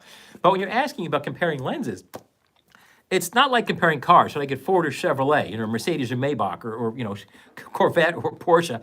It's as if the different brands of cars didn't run on the same roads. And you had to pick a car based on what roads and routes you wanted to take because that car only ran on those roads and routes.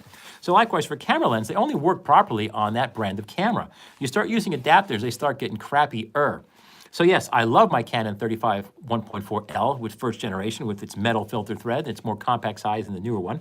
The newer one is a little better, but not enough so that I felt like I had to buy it. And I think it was also more plastic. So personally, I prefer, in order of preference, I love my Canon EF 35mm 1.4L, the original version, then my AAS Nikon, and then lastly, I don't even own, I bought and I sent back the Nikon 35G. And I like plastic. Well, that's right. Plastic, some people like plastic. As pros would point out, back when I shot Nikon, I'm like, oh, I shoot Nikon. All my lenses are metal. This is probably 20 years ago. And Canons had all gone to plastic. The pros are like, dude, you drop the Nikon lens and it bends. You drop the Canon lens made out of plastic and it bounces. So actually, the plastic Canon lenses were more durable in use work. Turn the lights on. Okay, tell you what, guys. I love you guys and gals. I've been on the air 157 minutes here. I am going to end this transmission. I'm going to get a drink, and maybe I'll come back. I'll come back for a few minutes and see what happens. And if there's still people here asking questions, great. If not, love you guys. Have a great night or great morning, depending on what part of the world you're in. And we thank you for watching.